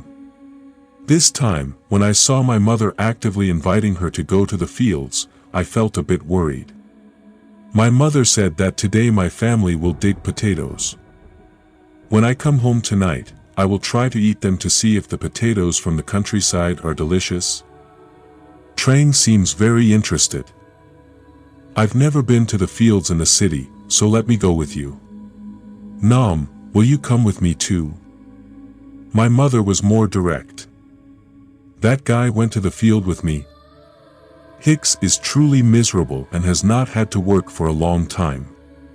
Suddenly having to face the fields is so sad, but I have no other choice but I have to run into the house to change into work clothes to prepare to go to the fields." When I came out, I saw her still there. Looking at her, I was surprised and asked, "Oh, are you going to wear this to the field?" "So how should I wear it?" "Hicks, I really couldn't help but go to the field, but she looked like she was ready to go to the park to play, dressed so beautifully, I could only complain that she was a city girl." "You have to wear work clothes when going to the fields. If you wear them like this, your clothes will be ruined when you come home from work." "What are work clothes? Can you wear them like this?" I opened my mouth. Oh shit, I don't even know what work clothes are. I have to explain it to her again. Working clothes are normal old clothes that you don't wear often, only when you go to work or go to the field do you wear them. Trang seems very surprised. "Now that you know, please get me some work clothes." Hicks was truly a young lady who went to the fields, silently lamenting why my fate was so miserable. I told my mother to get her a set of her mother's work clothes for her to wear. When she came out, I opened my mouth even wider. I didn't expect that when she put on her clothes, she looked like a country girl. Especially when I looked at her, I had a few thoughts about Lon that made my heart skip a beat. The three of us went to the fields together. I carried 2 hoes, my mother took the burden and of course I didn't let her carry anything. I was very afraid of this young lady. On the way, I was very interested in whatever I asked and played around with. Sometimes I felt so annoyed that I could die. "I'm a bit regretful for letting you come back here." The funniest part was the part where I had to wade through a ditch and I threatened, "If you wade across, leeches will bite you." She was so scared that she was in the water and quickly jumped to the shore and didn't dare pass by. I laughed so hard when I saw that. My mother saw that and fanned me and said, "Just go over, it won't scare you." Trang looked at me with hateful eyes as if she wanted to jump up and tear me apart. I laughed even harder, thinking that teasing this girl was actually fun. This time is the winter harvest. My hometown only grows corn or potatoes in the winter. It's also strange that Lon and I's love story seems to have started from a potato digging session like this. Thinking about Lon, I felt a bit lost. She saw me and asked, "What's wrong with you?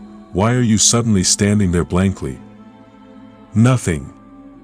My mother directly scolded me for standing there while I was preparing to work. Trang helped me pick up and arrange the potatoes into piles. I also agree with my mother that letting me fold potatoes is reasonable, but if I let her hold a hoe, a murder will probably happen. The whole afternoon, the three of us worked and talked quite happily. My mother brought up stories from her childhood and told Trang, making her giggle the whole time. I didn't know what to say, I just had to find a hole to hide in. Just don't lose face. When I finished hoeing, I turned around to see her still picking up potatoes, her face still covered in mud, looking very cute. I suddenly wanted to tease her a bit. You work so hard. Hi, I like it too, the potatoes are really big. I laughed, yes. But your face is dirty so I can wipe it for you. I used my thumb to wipe your face, but my hands weren't clean because they were covered in mud all day long, and I deliberately wiped your clean cheek. So right now you're like a cat, making me laugh out loud. When she saw me laughing, she also realized something and raised her hand to touch her face. Just when I was laughing without paying attention, her hands also reached out and swiped on my face. I felt like my face was wet, probably wet. She was also covered in mud. She looked at me and smiled. My mother shook her head and laughed too. Looking at you right now, you're so adorable. A bit of winter afternoon sunlight makes you shimmer in the sunlight like an angel. I'm a little dumbfounded. Lon, are you still happy there? I will never forget the love story of the Mayflower. My mother and I carried 2 full loads of potatoes home. This time I also trusted her to carry the hoe. Looking at her face full of mud, she looked no different from a real farmer. That night, after dinner, my mother brought up some boiled potatoes and the whole family ate together. She kept praising her delicious food. By the time she said she was full, everyone in my family looked at her and smiled. I secretly lamented that just after eating rice, I felt full after eating just 1 or 2 tubers. Here, I ate 5 to 6 tubers, wondering how I wasn't full. I looked at her and smiled and said that potatoes must be kept under the bed through the winter around February and March to eat them as sweet as honey. Okay then, I'll bring you some then. Yes. Until then, I'll tell him to bring you some to try. Listening to my mother, I just wished I couldn't swallow all the words she just said. Hicks is planning to go to Hanoi after Tet and then return after a while. This way, I'll probably have to go back home after a month or 2 in Hanoi. Being reminded about my wife and children again is annoying. I was sitting on the porch, but at some point Trang came to sit next to me. Did you finish washing the dishes? I'm sorry, it's so inconvenient in my hometown, it's not like in the city, and my mother is a bit old-fashioned, I sympathize. It's okay, I really enjoyed being able to go back to my hometown for the first time. Maybe you just find it strange, that's why you like it, but after a few days you probably get bored. Hi, I'm not bored, can you take me for a walk on the dike? What are you doing going up there?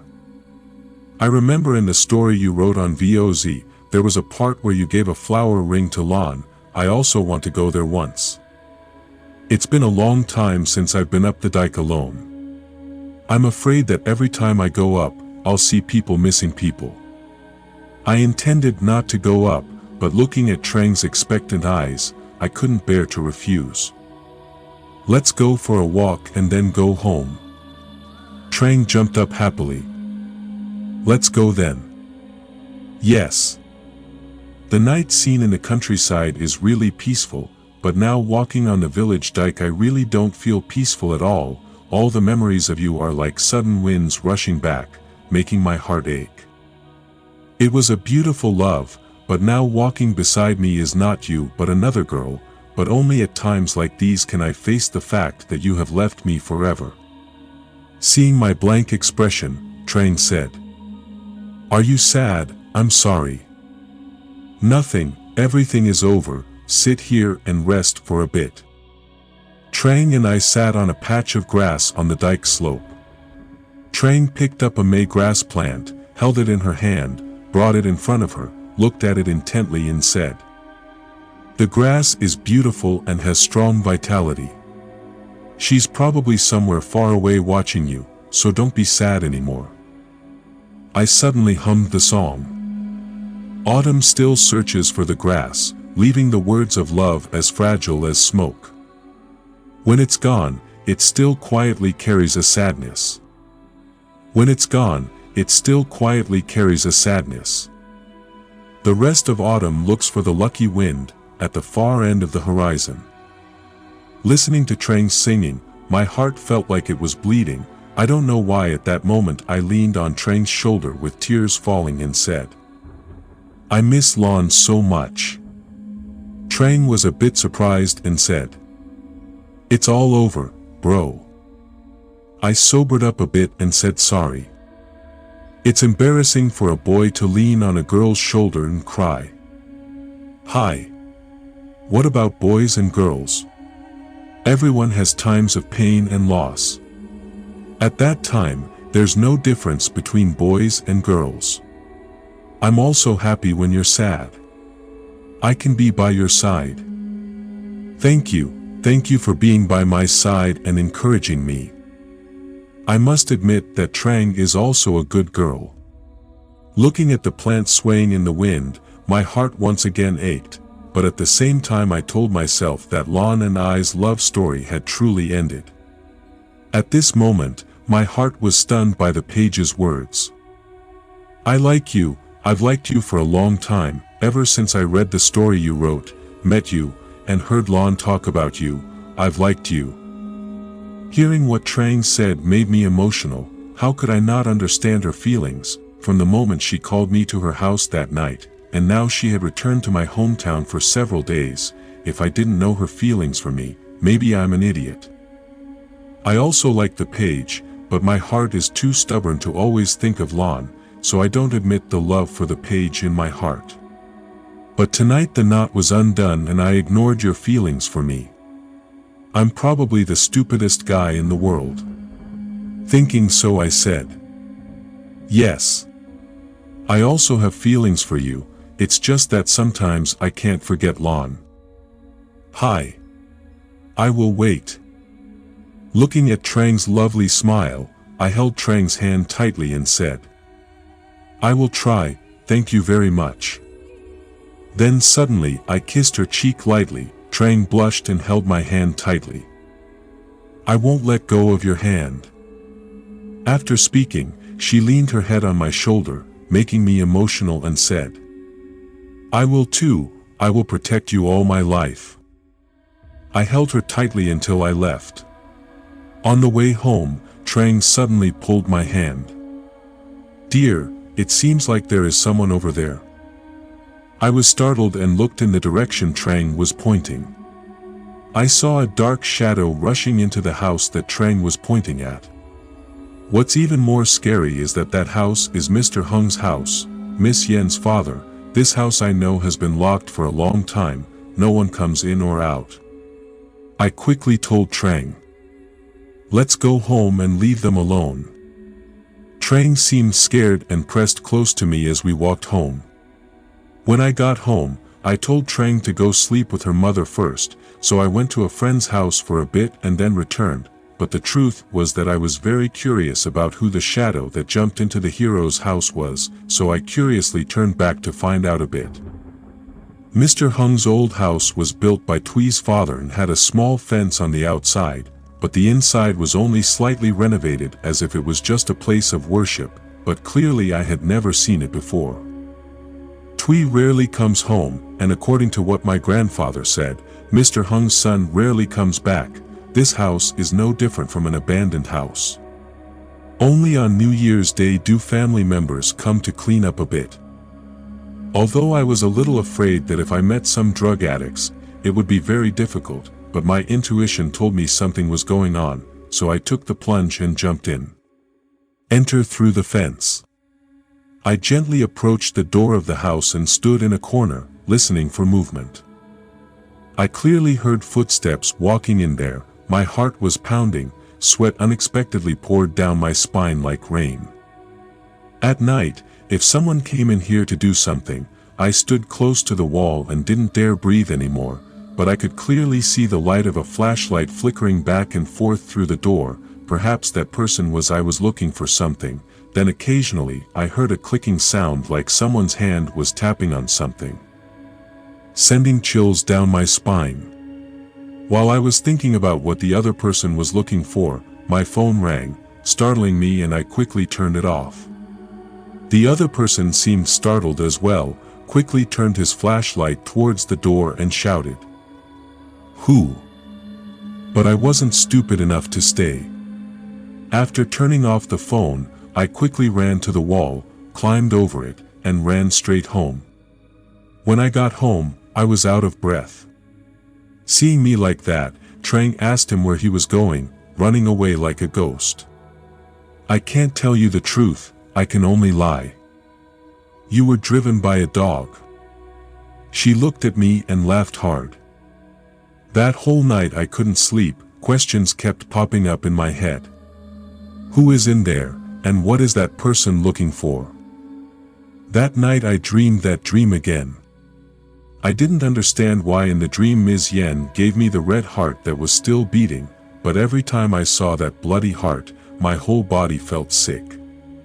I kept feeling cold and shivered. It wasn't until morning that I was able to sleep a bit. As I was sleeping soundly, the blanket was pulled off and I felt numb and cold. "Wake up, you lazy pig. Leave me alone so I can sleep a little longer." I didn't have the heart to snatch the blanket back and go back to sleep. It's true that if no one cares, you feel sad, but when there are people who care, you feel so sad. "If you don't wake up, I'll go back to Hanoi." Hearing that, I didn't want to, so I crawled up, yawned and said, "I'm just kidding, I'm the most scared." Trang smiled at me and said, "Wake up and take me to breakfast, are you going to let me starve?" If you eat too much, you'll get fat." "Hickey, are you very fat?" "Yes, after a few days back home, you've gotten fatter, but my mother doesn't like her daughter-in-law to be too skinny." "Who will marry you?" "I don't care if I'm fat and look ugly." You really don't care? It's okay to be fat, healthy, beautiful, wait a bit and then we'll go have breakfast. I quickly got up and went to brush my teeth and wash my face. After all, girls really don't like being called fat by their lovers, so I didn't want to bother adding to this topic of being fat and fat. My hometown's breakfast is very simple, without pho, sticky rice, or many other dishes like in Hanoi. Usually families cook their own food. Remember when I was still in school and had to eat fried rice every morning. Having said that, many of you probably think it's like mixed fried rice in Hanoi, but that's not the case. Simply roast the leftover rice from last night and add a little fish sauce to it. I ate so much that when I was in college, every time I saw fried rice, I felt dizzy. In later years, when the economy got better, there were more dishes like bon duc, bon quan, bon zio. But every time I go back to my hometown, I still like to eat eel porridge and rice rolls the most. The bon quan in my hometown doesn't have meat inside, and the dipping sauce also doesn't have spring rolls like bon quan in Hanoi. It's simply coated with rice flour and rolled up, then sprinkled with a little fried shallot and then dipped in fish sauce to eat. Just simple. So simple but so delicious. Normally, I only eat one plate and I'm full, but the day I took Trang out to eat, she ate more than 2 plates and still wanted to eat more, so much so that the shop owner kept looking at Trang and smiling, making me just forced a smile. In suffering. After that day, every morning she made me wake up and take her to eat bon quan. While having breakfast, I suddenly received a phone call from Thuy. "Hello, are you feeling well?" "Yes, I'm fine. I'm on my way back to my hometown." "So you're going back to your hometown to visit your family?" "Can't I go back to my hometown to visit you, or am I afraid that someone will be jealous?" "Whoever is jealous of my brother, no one who loves me will be jealous." As soon as the words left my mouth, I felt a sharp pain in my ribs. It was truly a great trick of my female comrades. "He, I know Trang is at your house, so there's no need to hide it. Come pick me up at noon, remember to treat me to some delicious food." Actually, it's good for Twee to return to her hometown. It's been a long time since I visited my relatives. If my grandfather knew that Twee was Mr. Hung's nephew, he would have been very happy. Before going home, Trang and I stopped by the market where my mother was selling and told her to buy some delicious food. After all, we had guests today. In high school, even though I was a boy, I often followed my mother to the market to sell goods, so almost everyone in the market knew me. When I took Trang into the market, questions were heard everywhere. "The guy who loves you is pretty, isn't he? If you're a guy like that, won't you marry my daughter, eh?" In general, wherever I went, the voices of the ladies and gentlemen made me feel a bit embarrassed and didn't know what to say. I just laughed.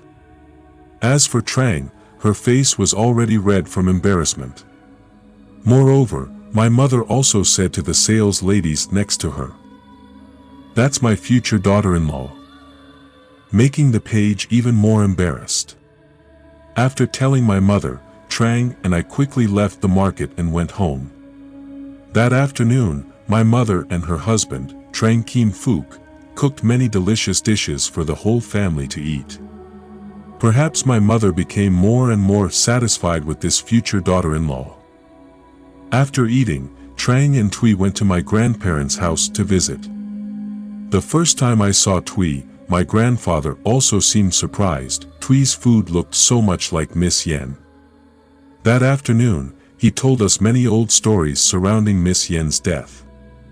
My grandfather also said that Twee's father had not come home for a long time. No wonder Twee had never appeared in my memory. If it weren't for that chance meeting, my whole family and I would have forgotten about his first son. Hung is still alive. My grandfather asked Twee to pass on the message to her father. When he had free time to return to his hometown, he had a few things to tell him. That afternoon, the three of us went together to visit Ms. Yen's grave and Mr. Hung's grave. Standing in front of the grave, many old memories came back to me, all because of a mischievous incident in my childhood that tied me closely to those people. The mysterious story surrounding Miss Yen's death, until now those dreams still haunt my mind. Now I stand here with her niece hoping she can rest in peace in the golden stream. Glancing next to me, I also see tears rolling down her cheeks. Trang's scream startled me, not knowing what was going on, but she suddenly hugged my hand tightly and pressed herself close to me. "What's wrong?" "Dear, look at the incense bowl." At this time, I also noticed that the incense sticks we had just put down didn't show anything at first, but after a while they caught fire. Through the light of the flickering incense sticks, I could vaguely feel her eyes. The nest on the tombstone was looking at me with resentment and pain. At this point, I also felt a bit scared, so I just encouraged the two girls a few words and then we went home together. Last night I saw a dark shadow in Mr. Hung's old house, so tonight I decided to go there again to see who that shadow was and what he was doing there. Before leaving, I kept a knife and a flashlight handy. Following the dike road, I went to that house. Looking at the surrounding terrain, I decided to climb a nearby tree and sit and wait. The atmosphere at night is surprisingly quiet. Every time I look at the dark house and think of the scene where Miss Yen died, I feel shivers and goosebumps. Every time I think of that shadow, I have more motivation to stay. My patience was finally rewarded around 9 o'clock that night. The black shadow jumped over the wall and walked towards the door. After just a few moves, he was able to open the main door of the house. Looking at his quick movements, I thought to myself that this shadow must be a professional thief. Slowly climbing down the tree, I walked towards the main door of the observation house. This time I was more careful and threw the phone at home before leaving, so I no longer had to worry about the phone ringing unexpectedly. Peeking through the crack in the main door, I saw that black shadow using a flashlight to illuminate every part of the house. Sometimes he even used his hand to knock on the floor tiles. I really couldn't understand what this guy was looking for. What else was he looking for in this abandoned house? This was now just a worship room. There was nothing valuable worth taking the risk for him. While I was thinking, I suddenly felt a sharp pain in the back of my neck and my whole body collapsed. When I woke up, I discovered that I was tied to the pillar of the house. The black shadow continued to peek around, and the clicking sound continued to echo continuously. Suddenly the main door opened, a cold wind rushed straight in, making me shiver. Standing in front of the door was now another person. I pretended to close my eyes. "Why did you find anything?" "I didn't see anything. I've been searching for several nights but haven't found anything. That object probably isn't hidden here." "That's it, let's prepare to leave. You've been exposed tonight, so leave here tomorrow." "So what should I do with that guy?" "Let me kill this bitch." Hearing this, I trembled in fear, not understanding why these people were so cruel. I had no grudge against them. I heard the black shadow continue. "No, don't you listen to what the teacher said, don't touch him until you find that thing. Last time you left him alone, luckily he didn't die, so the teacher let you go. You're not afraid of the teacher's punishment, huh? It's best that you leave here quickly, let me handle the rest." "Okay, I'll go first." Having finished speaking, the black shadow turned around and walked straight. At this point I was really confused. It turned out that the person who abandoned me was that shadow. I couldn't think of who I had such a deep hatred for, and what the hell were they actually looking for. Again, the remaining shadow came and stuffed a pill into my mouth. At first I tried to keep it in my mouth and not swallow it, but when the pill quickly dissolved it went straight into my stomach. After a while, the medicine took its toll and I slowly passed out. But I can still remember that when that dark figure bent down to untie the rope, I accidentally smelled a light scent along with a voice from which I could guess that this person was daughter. So it's been 3 days since we returned. We were preparing plans to return to Hanoi when suddenly my best friend returned from tying Gwyn, so I decided to stay home for a few more days. Because we haven't seen each other for so long. Let's talk briefly about this friend. His name is Dung. The two of us live right across from each other and have played together since childhood, countless times punching each other and making our mouths and noses bleed, but that was when we were children. My mother told me that in the past. The two of us, I didn't understand what the hostility was when I went to take the competition, but when Dung's mother took him home, I tried to run after him and punch him a few times. He was strong that day, so in the end of the fight, I won. Now it's as big and strong as a buffalo, so no matter how angry it is, it doesn't dare to say anything. But strangely, the older they get, the closer they become. Tuan is a straightforward person who plays wholeheartedly for his friends, even in difficult times. Friends in times of trouble or difficulty are what I value most about Dung. Remember the time when I moved out to live alone and ran out of money, not daring to call my grandparents to ask for help because at that time my family was in extremely difficult times. The only thing left in the house was rice, fish sauce, and cooking oil. I have to cook rice and then roast it to eat. Some days I cook white porridge to eat. When I couldn't sustain or endure any more, I called Dung to ask for a loan. As soon as he heard me say it, he said, "Let me bring it down to you now."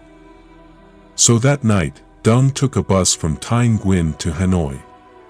That night, for some reason, it was both rainy and cold, so I put on a pair of beehives, indoor slippers, and went to the bus stop to pick him up. The road from True Kuk village to the bus station at Hanoi University back then, every time it rained, the water flooded up to almost my knees, so the journey to pick him up was quite arduous. As I was walking, I slipped and fell face first into a puddle of water.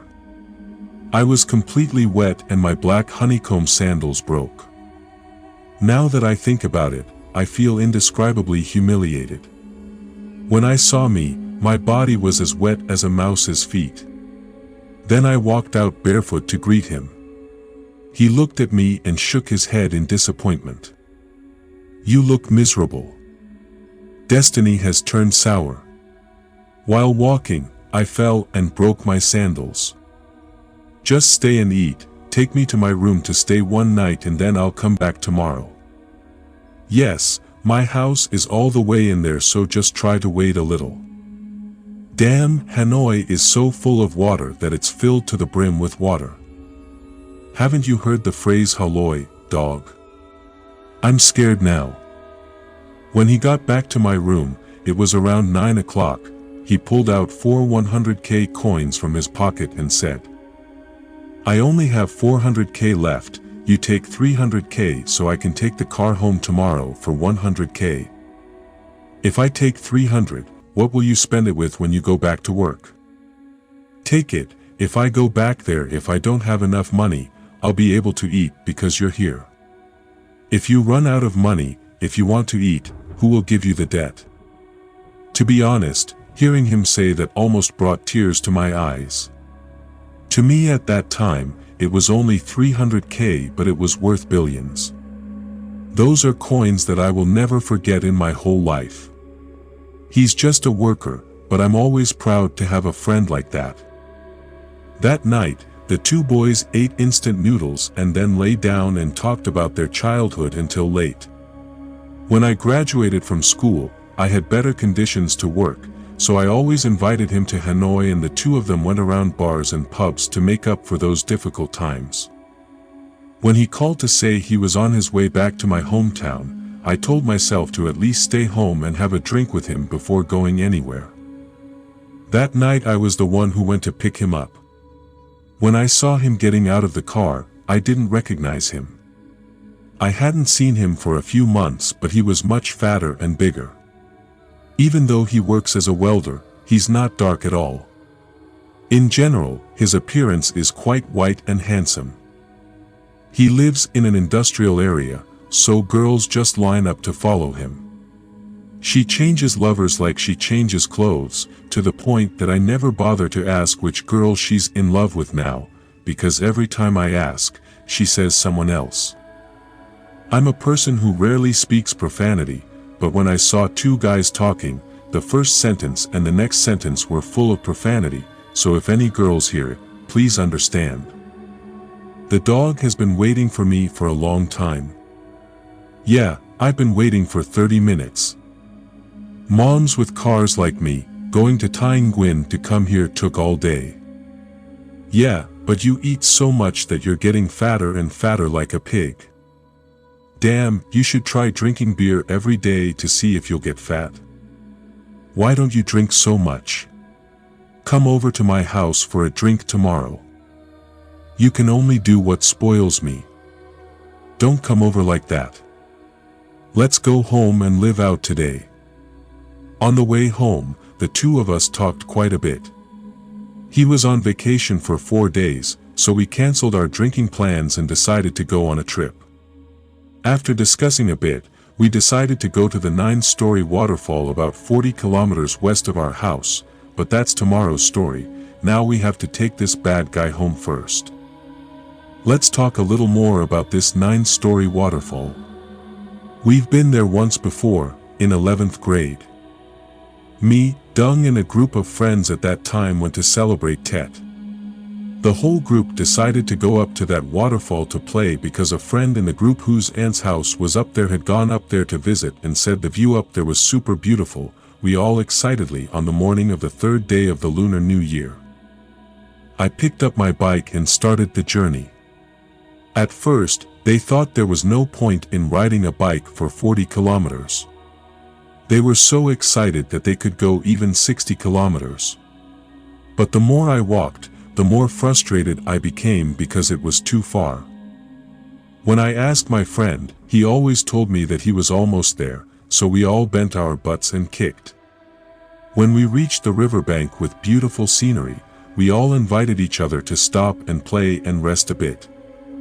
My contemporaries must remember that firecrackers were banned at that time, but we still found a place to sell them, and the whole group joined together to buy nearly 20 fireworks to divide equally among the 5 of us.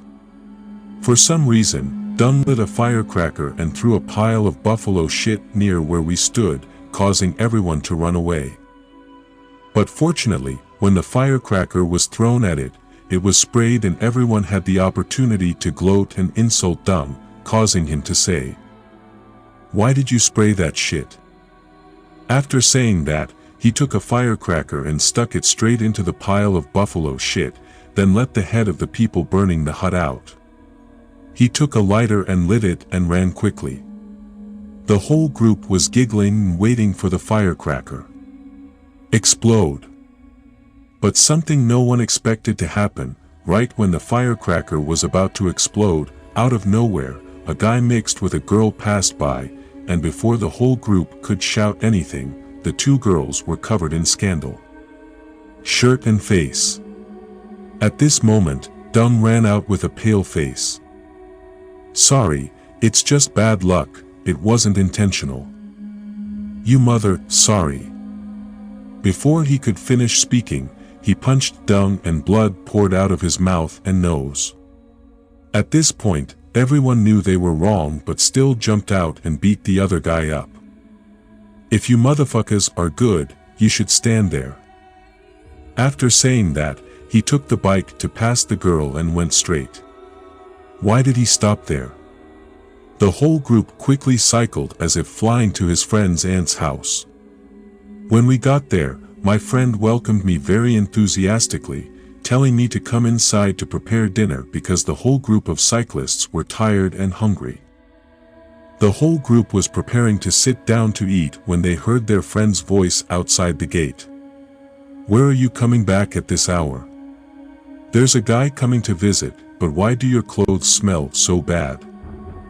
"Let me go, I'm going to take a shower." "Who is he?" "Mister, let's go take a shower and eat." When the boy entered the house, everyone was dumbfounded. What a coincidence that he was the one caught in the scandal from Dung's fireworks. Kulong's eyes were wide-eyed as if he were about to rush straight into punching each guy's face. But at this moment Ms. H walked in. "Oh, why don't you go take a shower and still eat?" The other boy also seemed to be afraid of his mother as he slowly walked into the bathroom. When it was time to eat, everyone was so shy and embarrassed that they couldn't swallow. When they had that bottle of can wine, they all rushed to drink it, admitting that the first time they drank can wine, it felt really delicious. When the whole group started arguing, Dung and I talked to the other guy to reconcile. It was difficult at first, but after a while, he quickly started to drink and drink. I admit that guys can get angry after a few cups of wine, not like girls. When I was in school, I heard that some kids were angry at each other and even poured lucky juice on each other's pillows. It was so disgusting. It's true that in fate there are people who don't get used to fighting, don't drink and don't get used to it. Since that incident, Dung and I have become very close to that boy. When I was in college, he often texted me and asked me about girls flirting with this girl and flirting with that girl, but it's true that the world is round, and after high school, he failed the college entrance exam and stayed at home to help his mother sell goods, for a while. Later get married. What's even funnier is that the person he married was Dung's old friend who got into trouble with him. On the day of his wedding, the 3 of us were so crazy that he even jokingly thanked Mr. Dung for that firecracker because, according to his wife, I was impressed from the moment he rushed out and punched Dung. Let's go back to the story of the 9-story waterfall. That day, after drinking enough wine, we asked my sister to take us to see the 9-story waterfall, we call it M. According to commune, this 9-story waterfall is located in the middle of the 5 mountains. The strange thing is that it is called a 9-story waterfall because the waterfall originates from the top of the mountain and the water flows down through the levels, and at the level there is a water reservoir. Water from the upper levels flows into the lake and then flows down to the next levels. According to this, the total gate has 9 floors, so it is called a 9-story waterfall. The more we listened to commune's words, the more anxious we became to quickly see that magnificent waterfall. As expected, every time we passed through each floor, we couldn't close our mouths. We were so amazed at each level of water falling from above, creating beautiful white foam. The higher the floors, the more majestic the scenery. More customary. When we reached the 7th floor, M did not allow us to continue climbing. We asked why and M said, "No one here dares to climb up there. Firstly, do you see that it is very high and difficult to climb? The road on the side has not been climbed for a long time, so it is difficult to climb and very slippery. Monday before that, there was a guy from my place who climbed up, then came back and somehow went crazy. Then one day his body was found right on this floor in the lake next to where you guys are standing. He probably jumped from the 8th floor down. Moreover, I heard old people say that sometimes on the full moon or first day, standing on the 7th floor, they could hear a girl crying, so from then on, the elders forbade their children and grandchildren to let anyone go up there. At that time, everyone was scared to death and climbed straight down to the 1st floor. Since commune got married, we have not been back to the waterfall. This time, Dung and I returned home at the same time, so we had a chance to meet each other. Furthermore, I also wanted to take Trang and Tui somewhere beautiful. Playing, but thinking of my 2 siblings returning home and having to hang around my mother all day is also boring. The trip was meticulously planned by Dung and I. We asked the elders at home for permission to go for 2 days and 1 night. Because the place was familiar, the elders easily agreed. The outing would have been extremely interesting and exciting if it weren't for a ghostly moment that made us step up to the 8th floor, and from there everything started. According to plan, after preparing quite carefully for the trip, we started to pick up our backpacks and go. The 2-day 1-night trip was accompanied by a girl, so on the way my mood was buoyant because I thought there would be many interesting things waiting for me. The 4 of us divided into 2 cars. Dung carried Tui and I of course carried my sister Trang. The winter weather is a bit cold and Trang, like a kitten wrapped in a warm coat, looking extremely cute. Before leaving, I told Trang, "The road from here to there isn't very nice, so hold me tight, I don't want to drop you." Trang pouted and told me, "Who wants to hug you?" I said to myself, "Okay, I'll know the rest." So on the way, I occasionally drove into some small potholes on the road.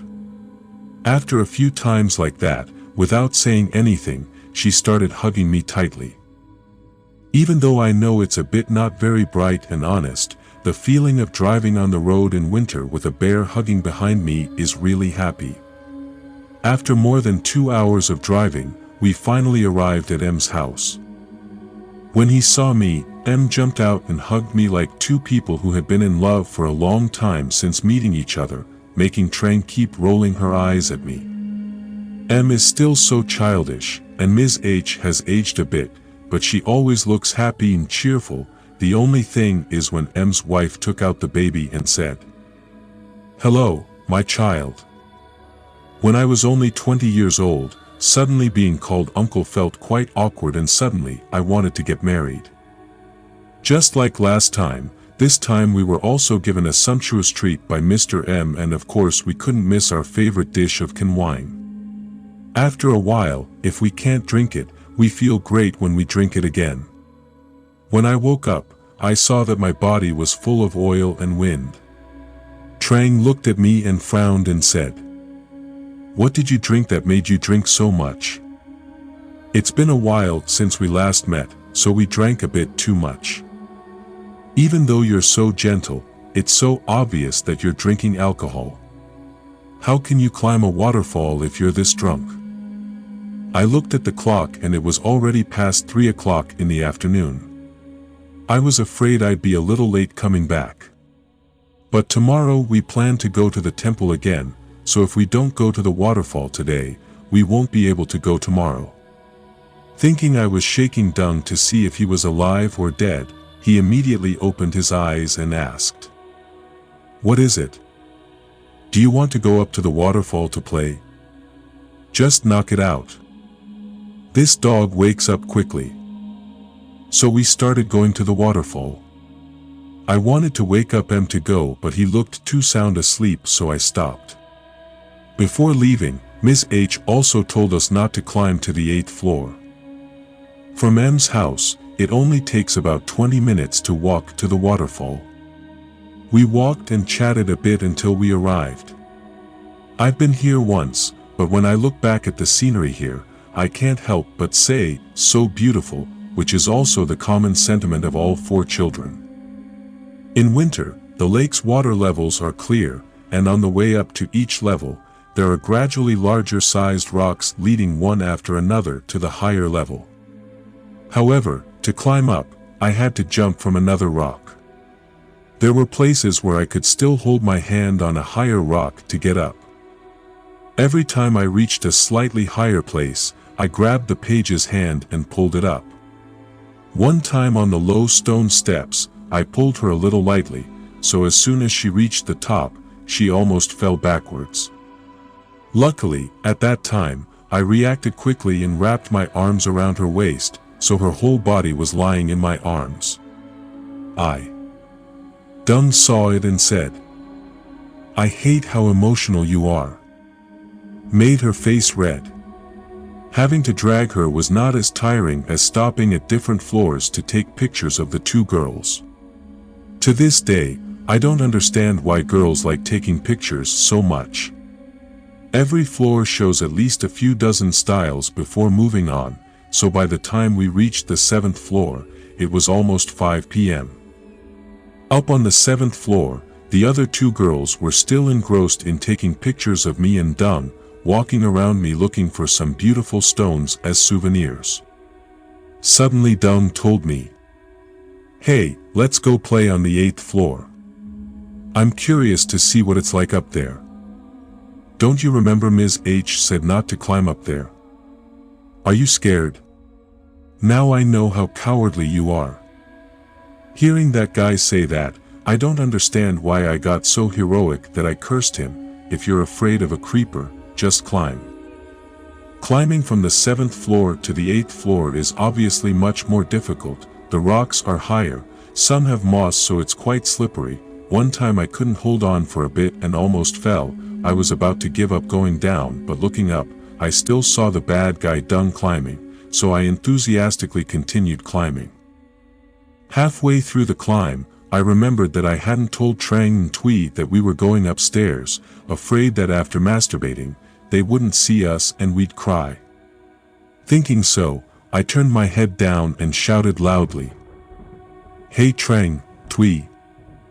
The 2 girls taking pictures looked up at me, but only the girl with her hands in front of her mouth shouted at me, "Where are you going? You and Dung go upstairs for a bit, you guys wait downstairs."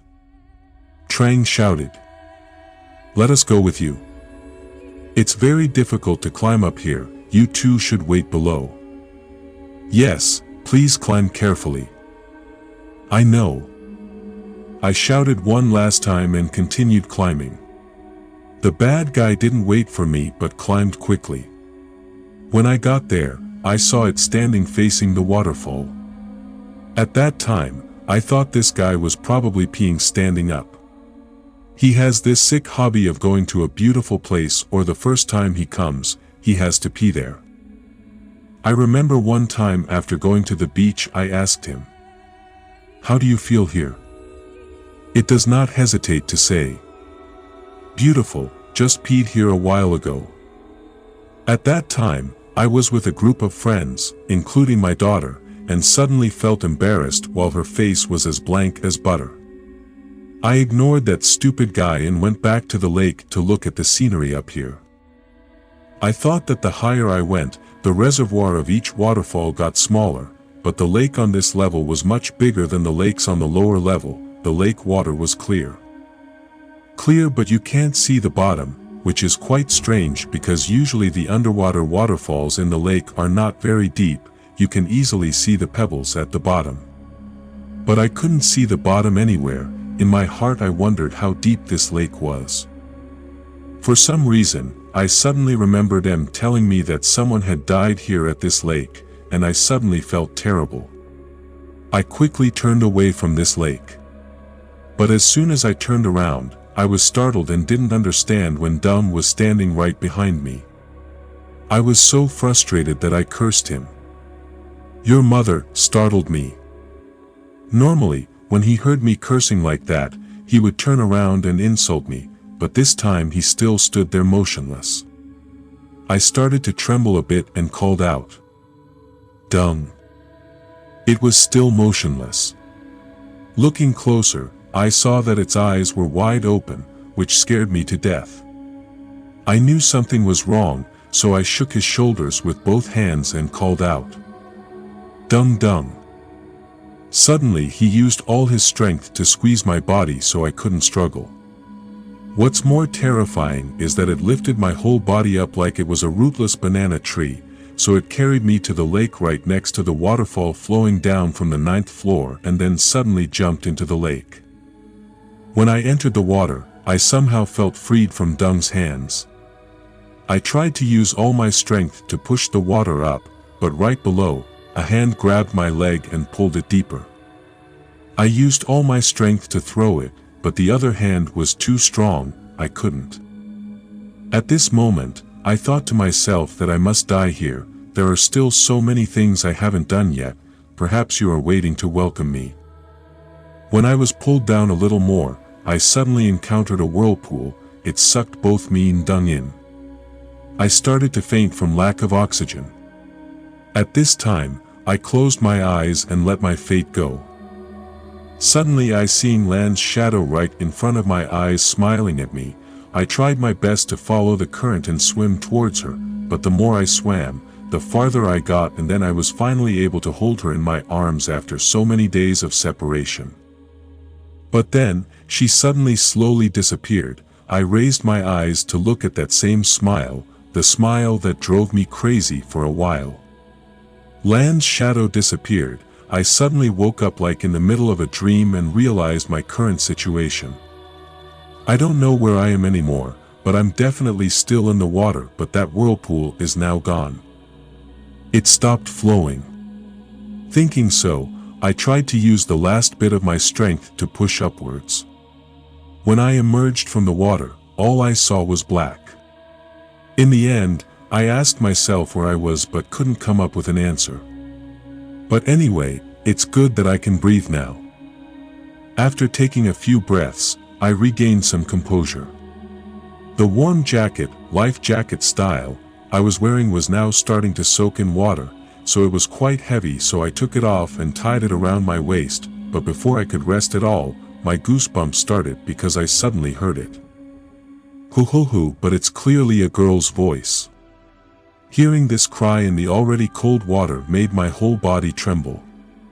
At this point, I didn't have time to think anymore. I just tried to swim as fast as I could, no matter which direction I was going. Fortunately, this place was a bit narrow, so I waved a rock with my right hand, quickly grabbed it and climbed up. Fortunately, this place is the shore. I sat panting, tired and cold, making me sleepy, but I knew I couldn't sleep right now, because I knew where this place was. I checked to see if there was any light inside me. I touched my pocket and saw 2 phones, but they were soaked in water and turned off. There was really no light and I couldn't do anything. Suddenly I remembered I had a lighter in my jacket. I quickly took off the shirt tied to my side and looked for the lighter, but it was also soaked in water, so I couldn't turn it on. I frantically waited for it to dry and then turned it on again and again, and finally it let out a glimmer of fire. The firelight illuminated the space in front of me, which was a fairly large lake. The second time I turned it on, I decided to adjust the throttle louder and see what was behind me. When the fire flared up, I suddenly felt scared, screamed, "Ah!" and fell to the ground. To be continued.